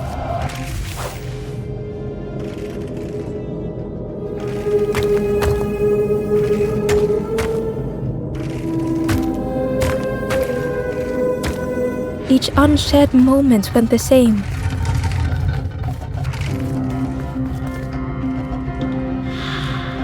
Lost and uncared for was a dim glow. The years of loneliness had warped the builder's feelings. Perhaps they should be alone.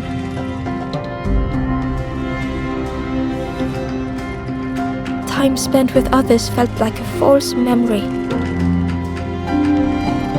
The soundless days measured piece by piece.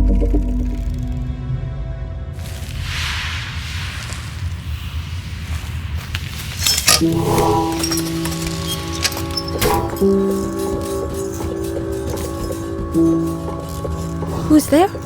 I can't see. It's dark, I'm ever so afraid. Keep talking to me, please.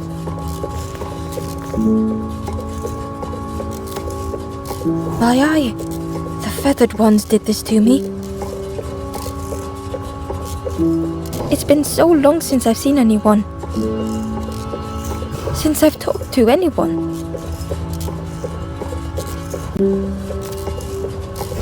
I can feel an outside place. It's okay if you don't want to help. But it would be so nice to see what you look like. It was wonderful to meet you. Don't forget me, please. The others never came back.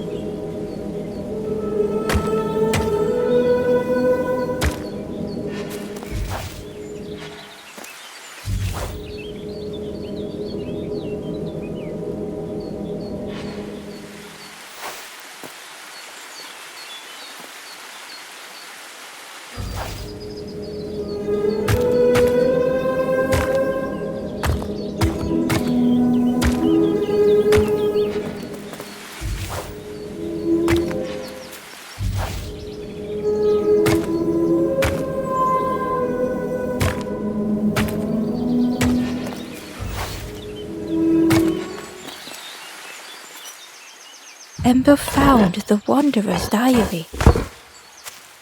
The oily smell of frogs. They know more than they will say. They watch me watching them.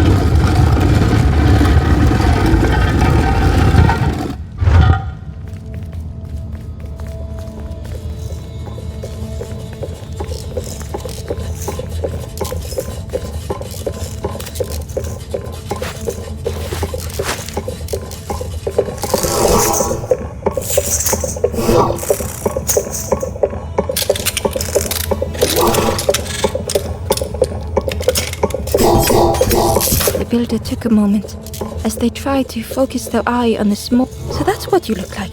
I don't know what I expected, but you have a kind face.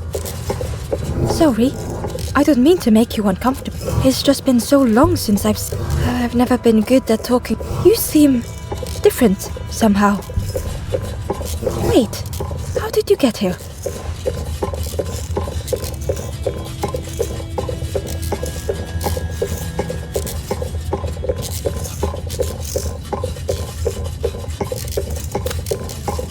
Oh, that's unfortunate. You'll be stuck here with the builders seem to have and that, you know, maybe I can help you.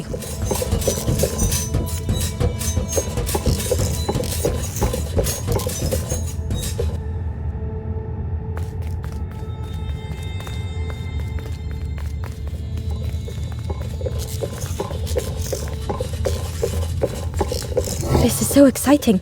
This is what I was made for. It's been so long since I made something for someone. Ember watched in amazement. Could I get your input for a moment?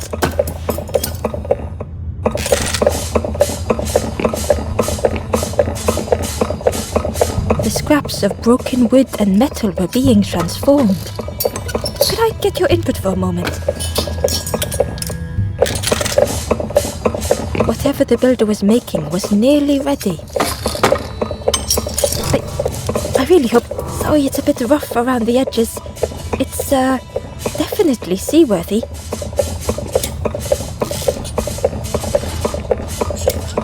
You hate it, don't you? Ember stood in stunned silence. That is such a relief. Really warms my pistons. I'm so happy.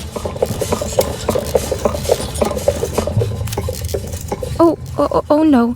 I'm not... Well, that's very kind of you. Truly, I would if I could. But if you see any others, perhaps ask them to visit the builder. Ember would come back if they could. Perhaps the builder just needed more time.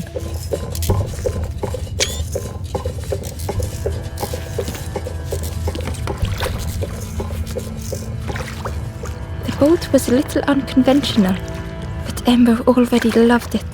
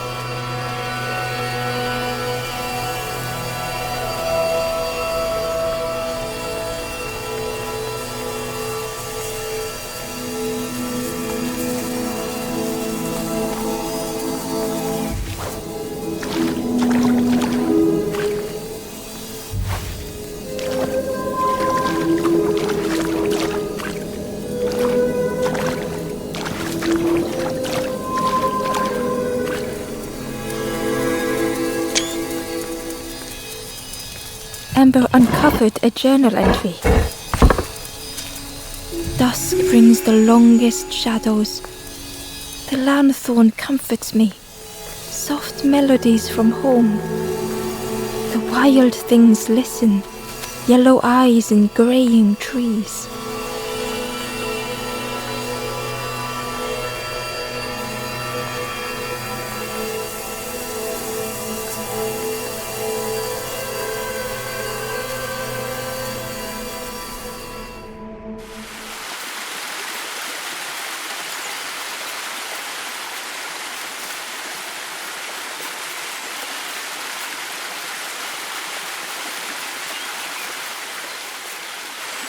The stranger seemed troubled. I ran away from those birds. The forest king offered me a feather. Maybe I should just take it. The stranger seemed The forest king offered me Maybe I should just take it.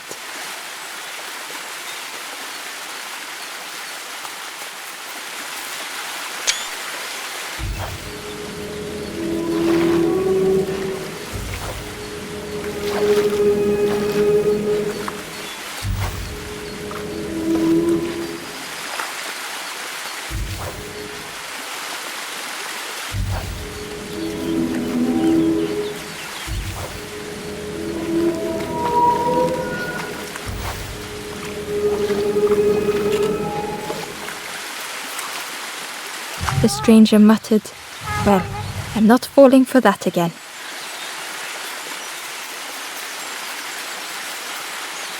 Hidden away was a scrap of journal. There are memories here, bound in rock. I hear their voices echo in the ancient stone. I find footprints by the cinders, a makeshift camp.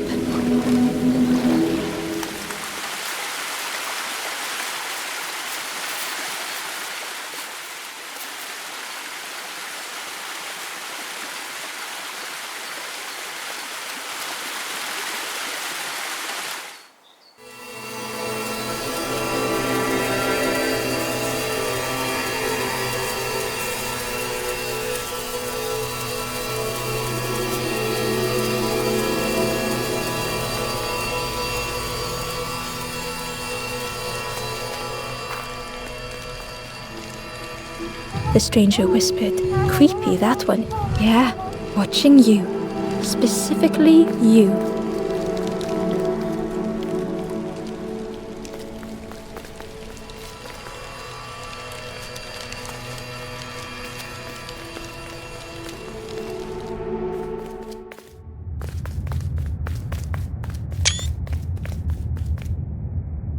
Ember felt pity for the skeleton, without a flower to mark their grave.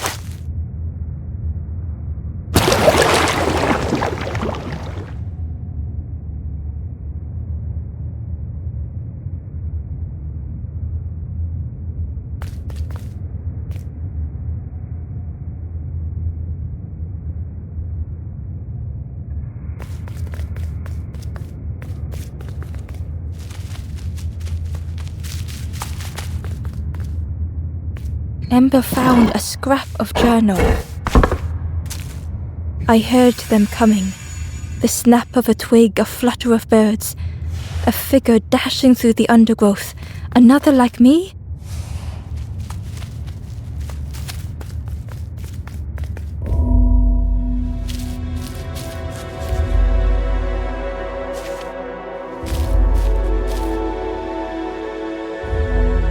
The stranger had misplaced a memory.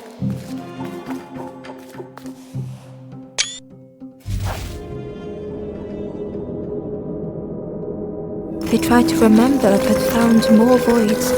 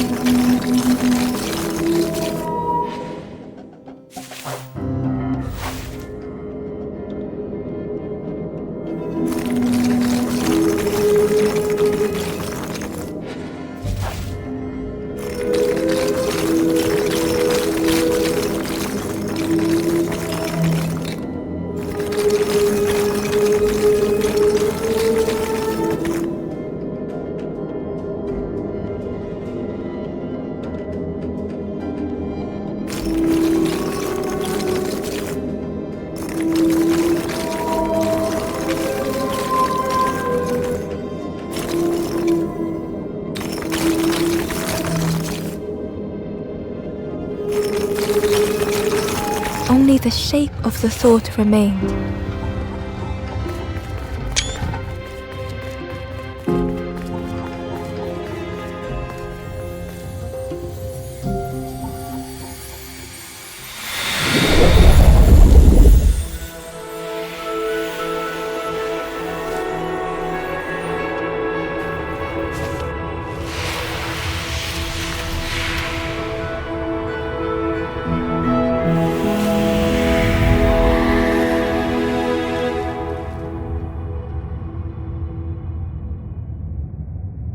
The stranger looked around fearfully. I stayed in the nest too long.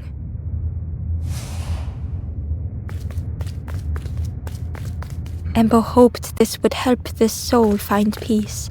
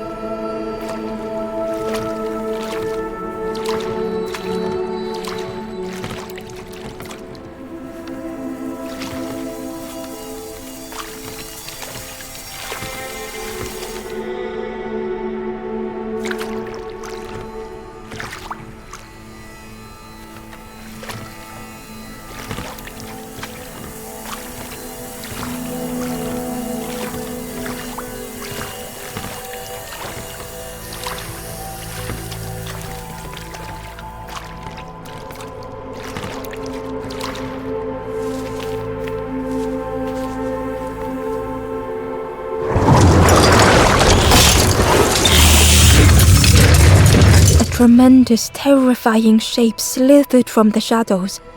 The snake's body coiled around the forlorn like a scaly shield.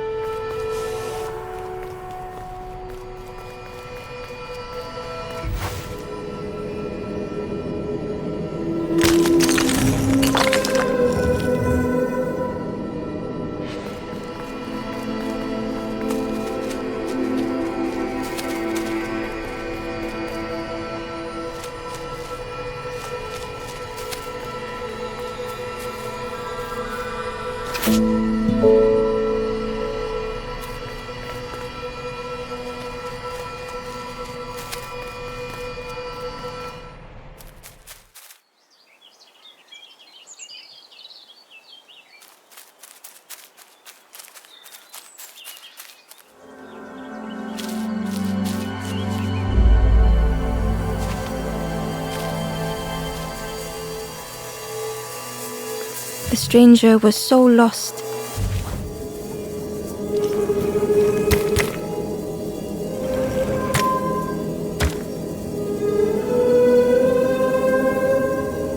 They thought they could find the way home.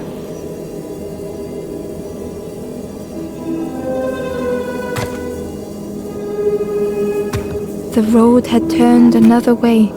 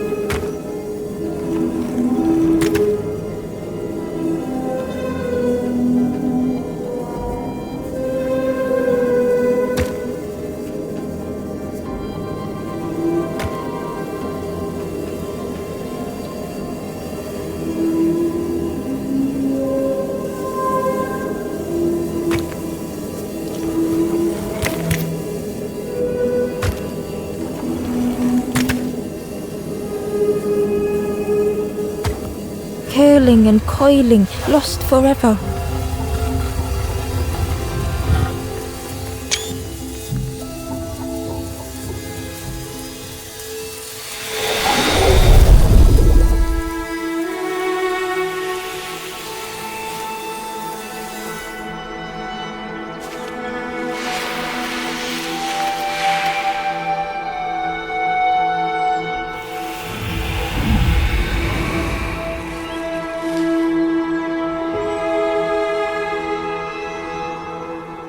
The stranger looked at Ember with relief. I tried to go back, but I just went nowhere. Time to go forward, I think.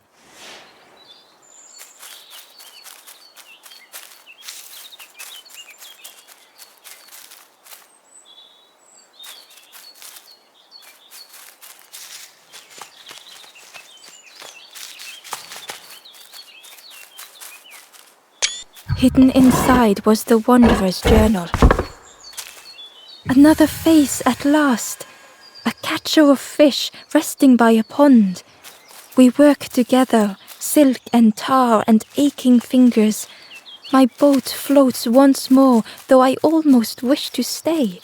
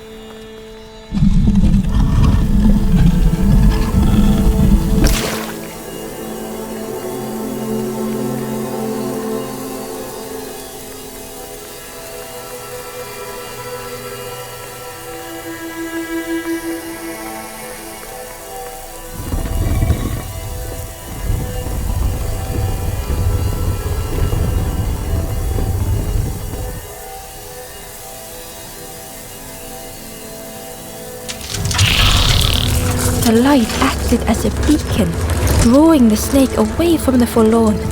Ember swallowed their fear, feeling tiny before the enormous serpent. The forlorn was released from the coil of the snake's body.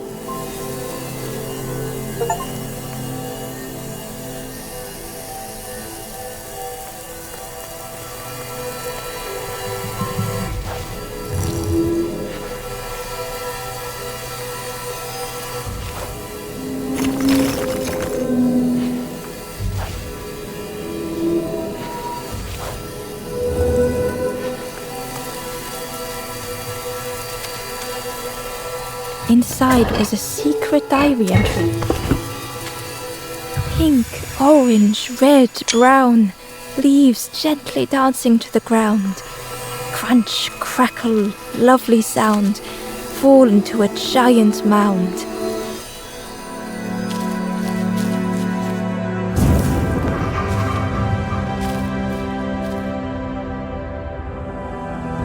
The stranger's thoughts bubbled up freely.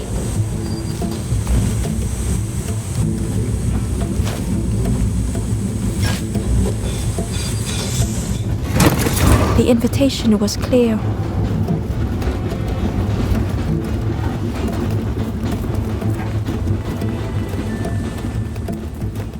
Some thoughts were easily found.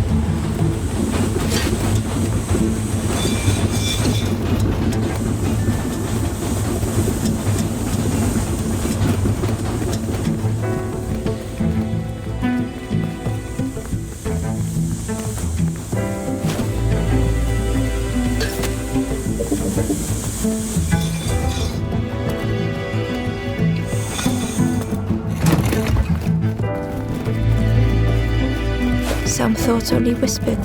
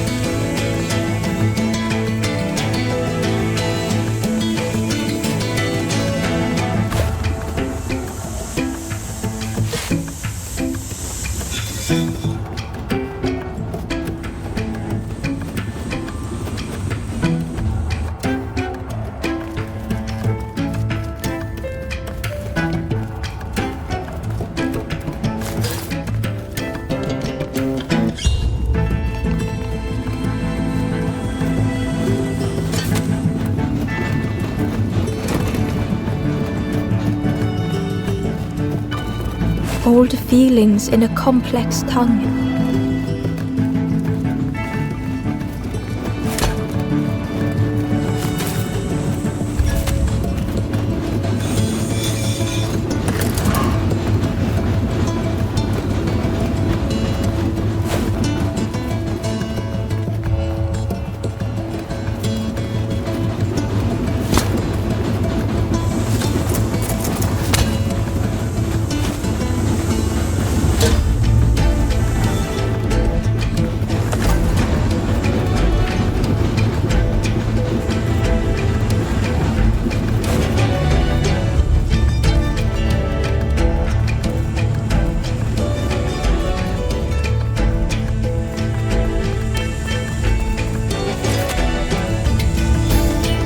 The stranger had much to consider.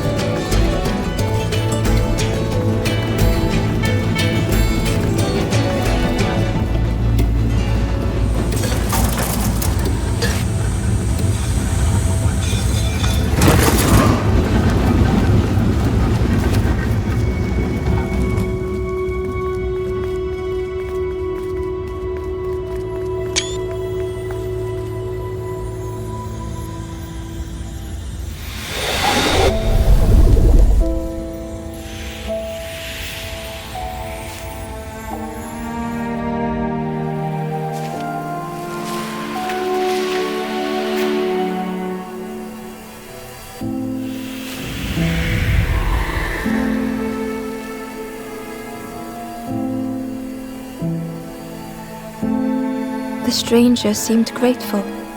I think I have to choose for myself.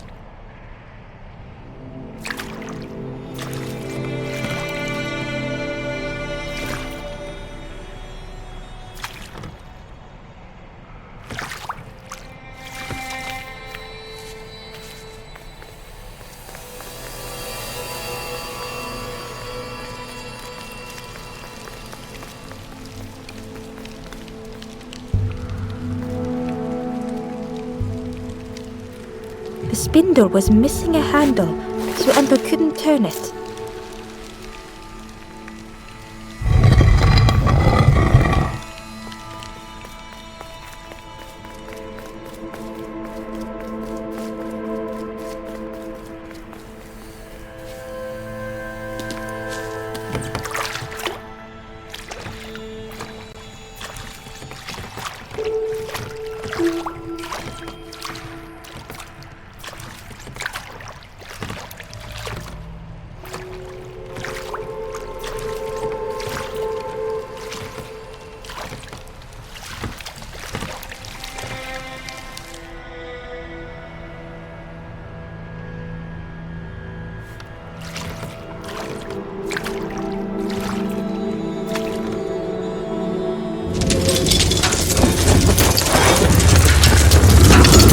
A tremendous, terrifying shape slithered from the shadows. The snake's body coiled around the forlorn like a scaly shield.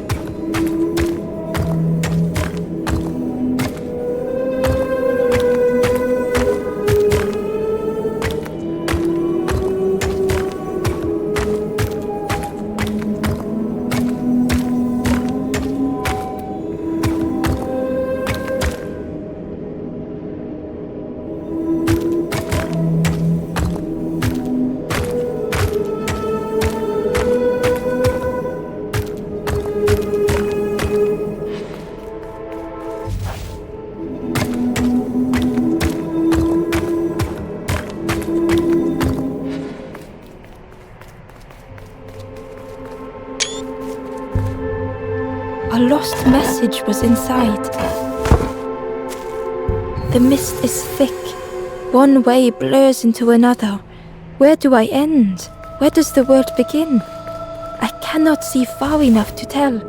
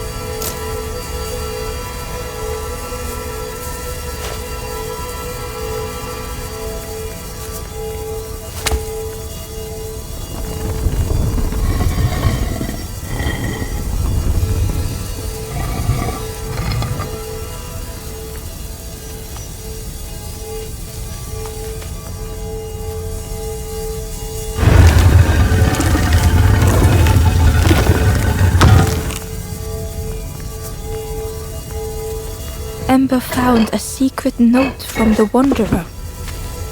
Something beckons. This place is not home. I trace the map in my head, recite the older myths. I have to move on.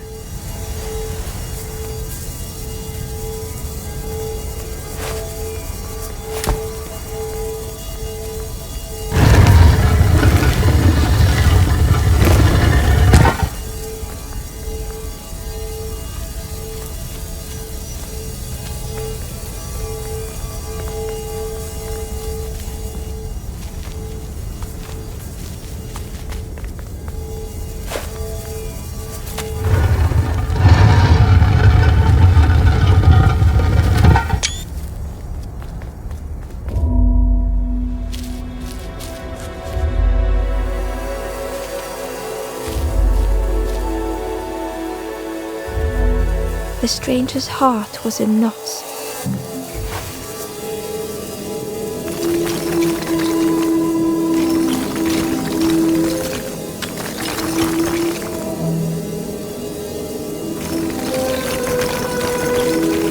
Darkness stretched on and on.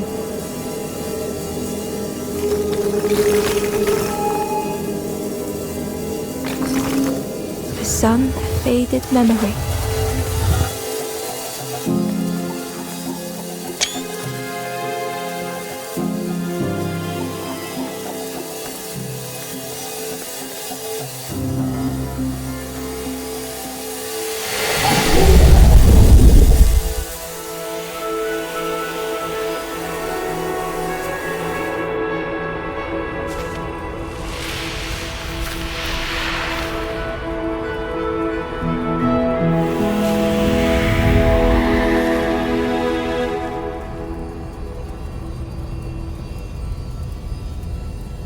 With tears, the stranger said, "You have reminded me, friend.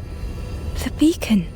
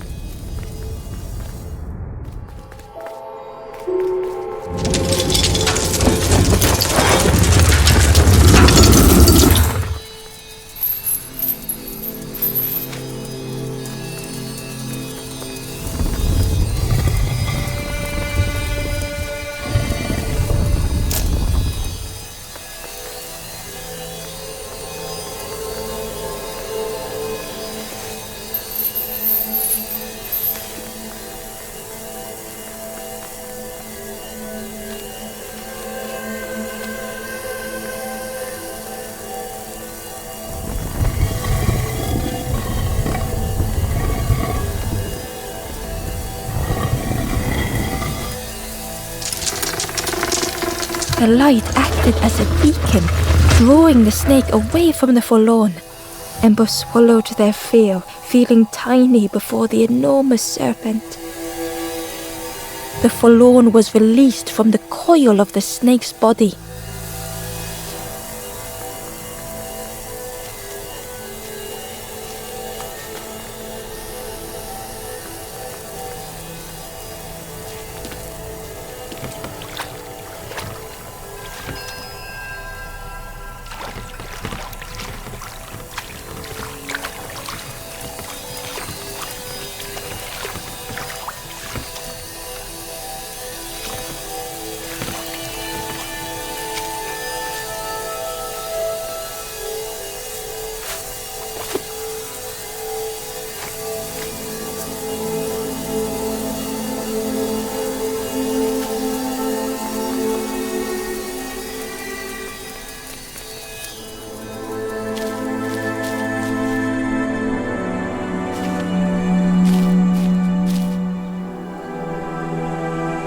The stranger had been robbed by an icy hand.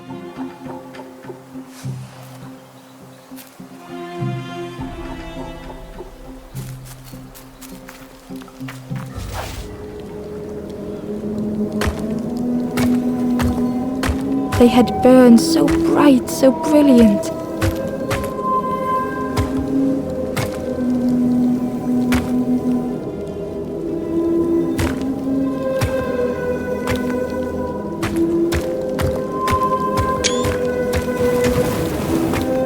flicker and ash their flame had faded.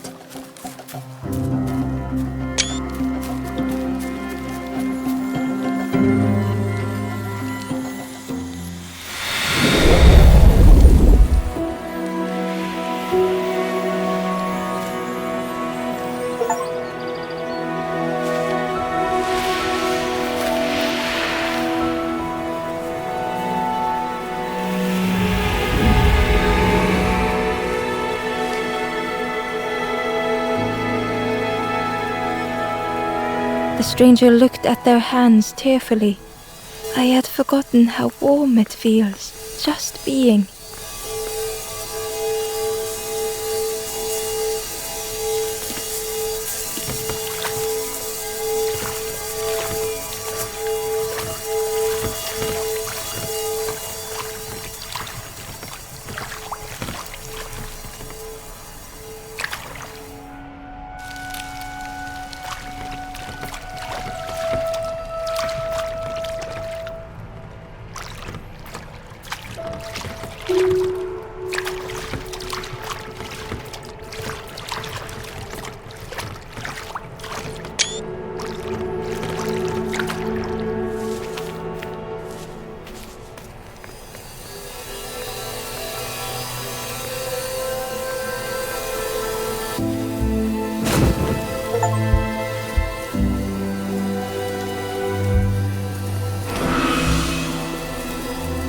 The ghost said, "You have done all you can, little one. Your journey is nearing. You have cleared a path for others to follow.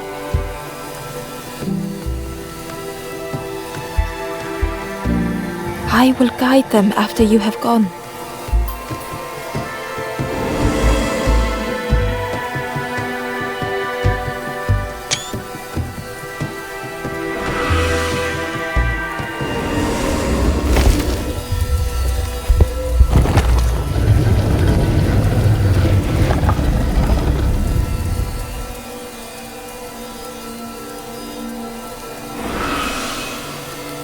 Only the Forest King knows where the final. Ask them your questions.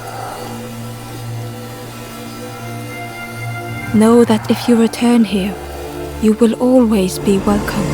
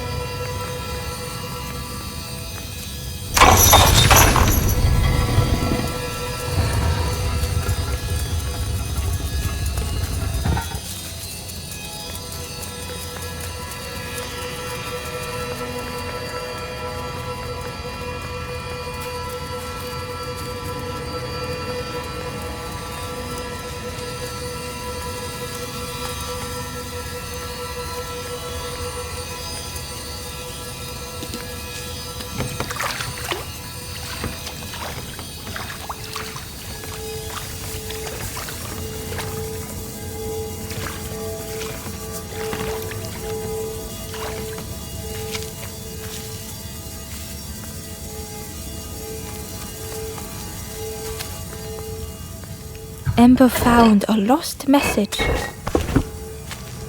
The smell of hot broth and hearty stew wafts across the swamp. By the cook's pot I meet another. They are on their own path, but we promise to meet again.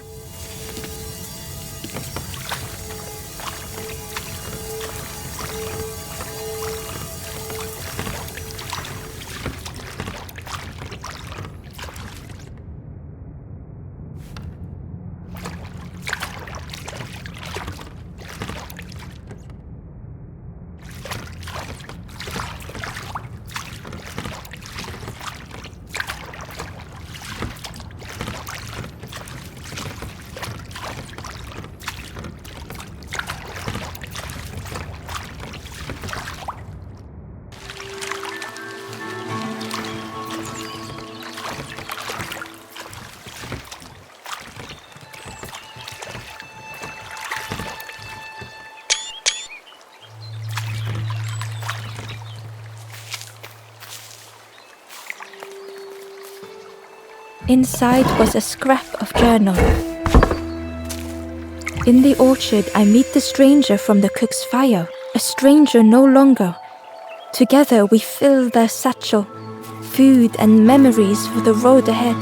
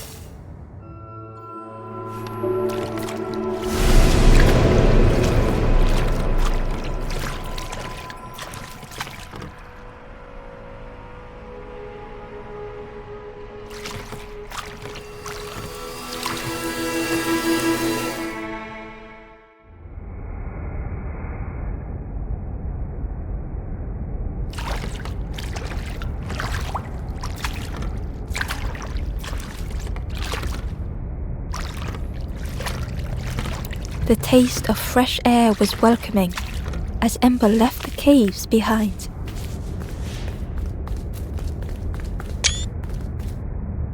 The forlorn was different. They sang. None were my true self. I will not go back. I will find another way. Ember understood and let them be.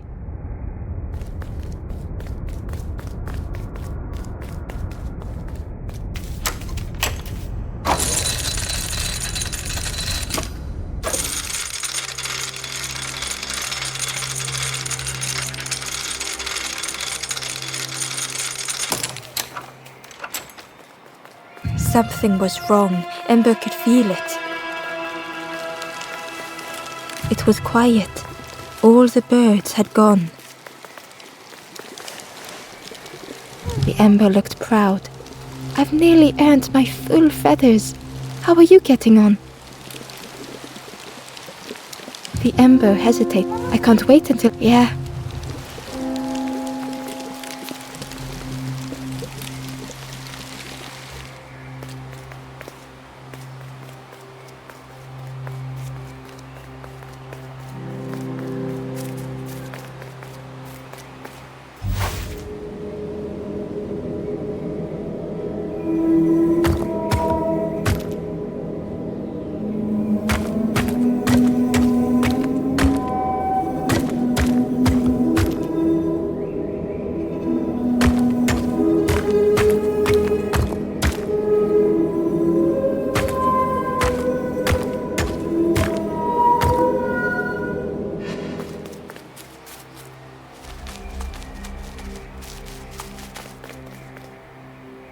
The Wanderer's Diary.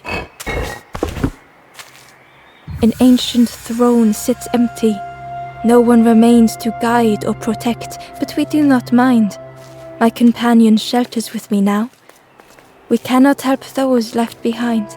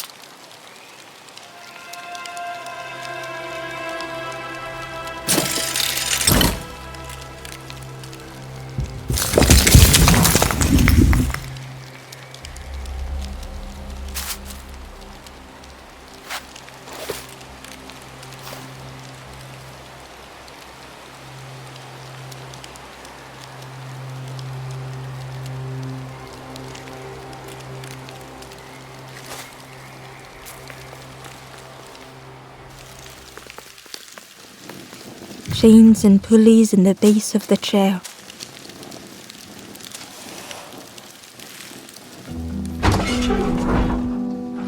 It didn't feel real. The Forest King wasn't real.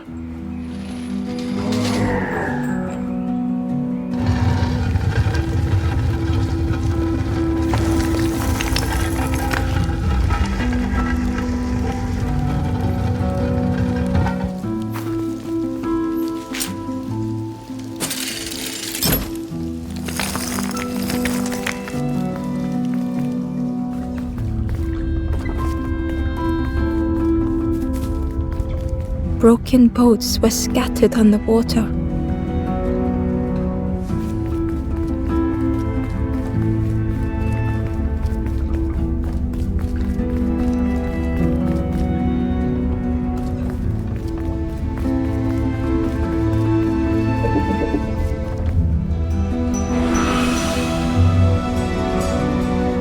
The ghost spoke. This is the last campfire. What you do now is yours to decide.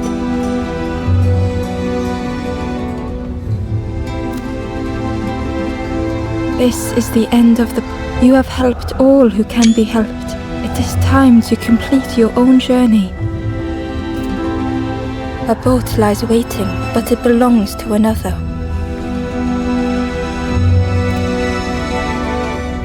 Their path was seek them out before you move on.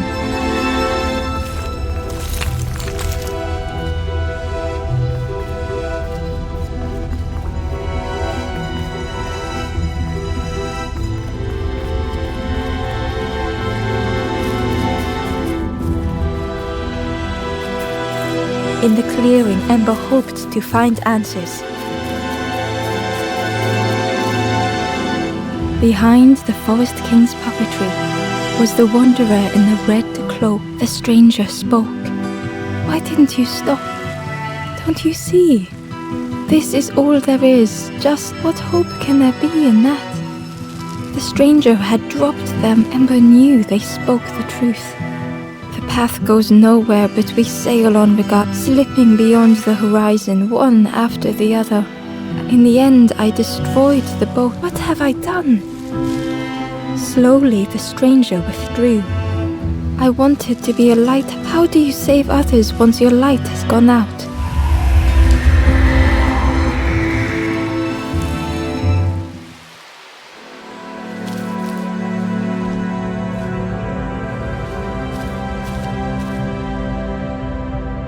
The wanderer's thoughts had become twisted.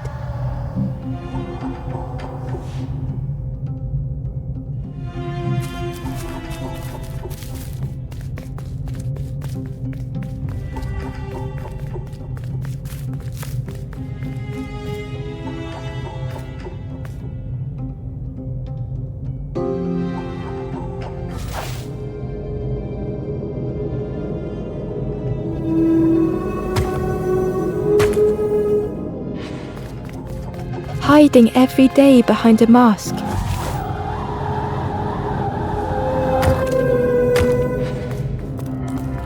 Watching hopeful little ones arrive endlessly.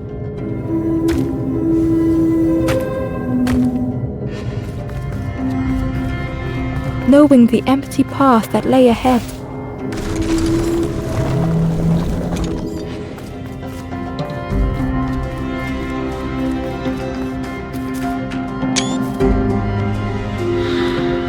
Inside their dim light was a hidden pain.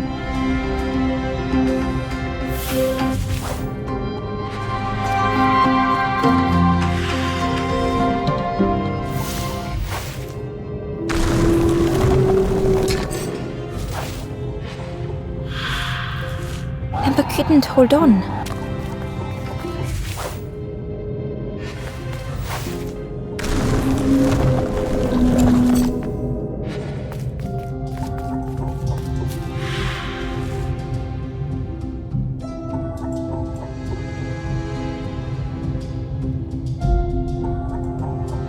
They had watched those they care for turn forlorn.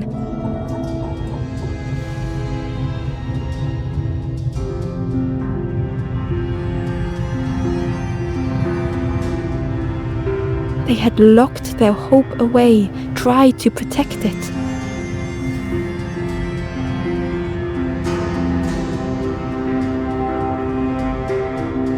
And Ember's actions had seemed a distorted mirror.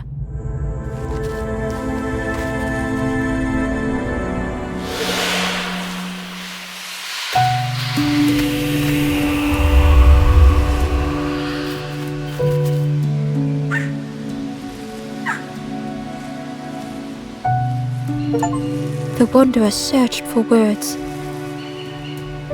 When I reached this place, this is all that there is. How do you face that? I'm not ready.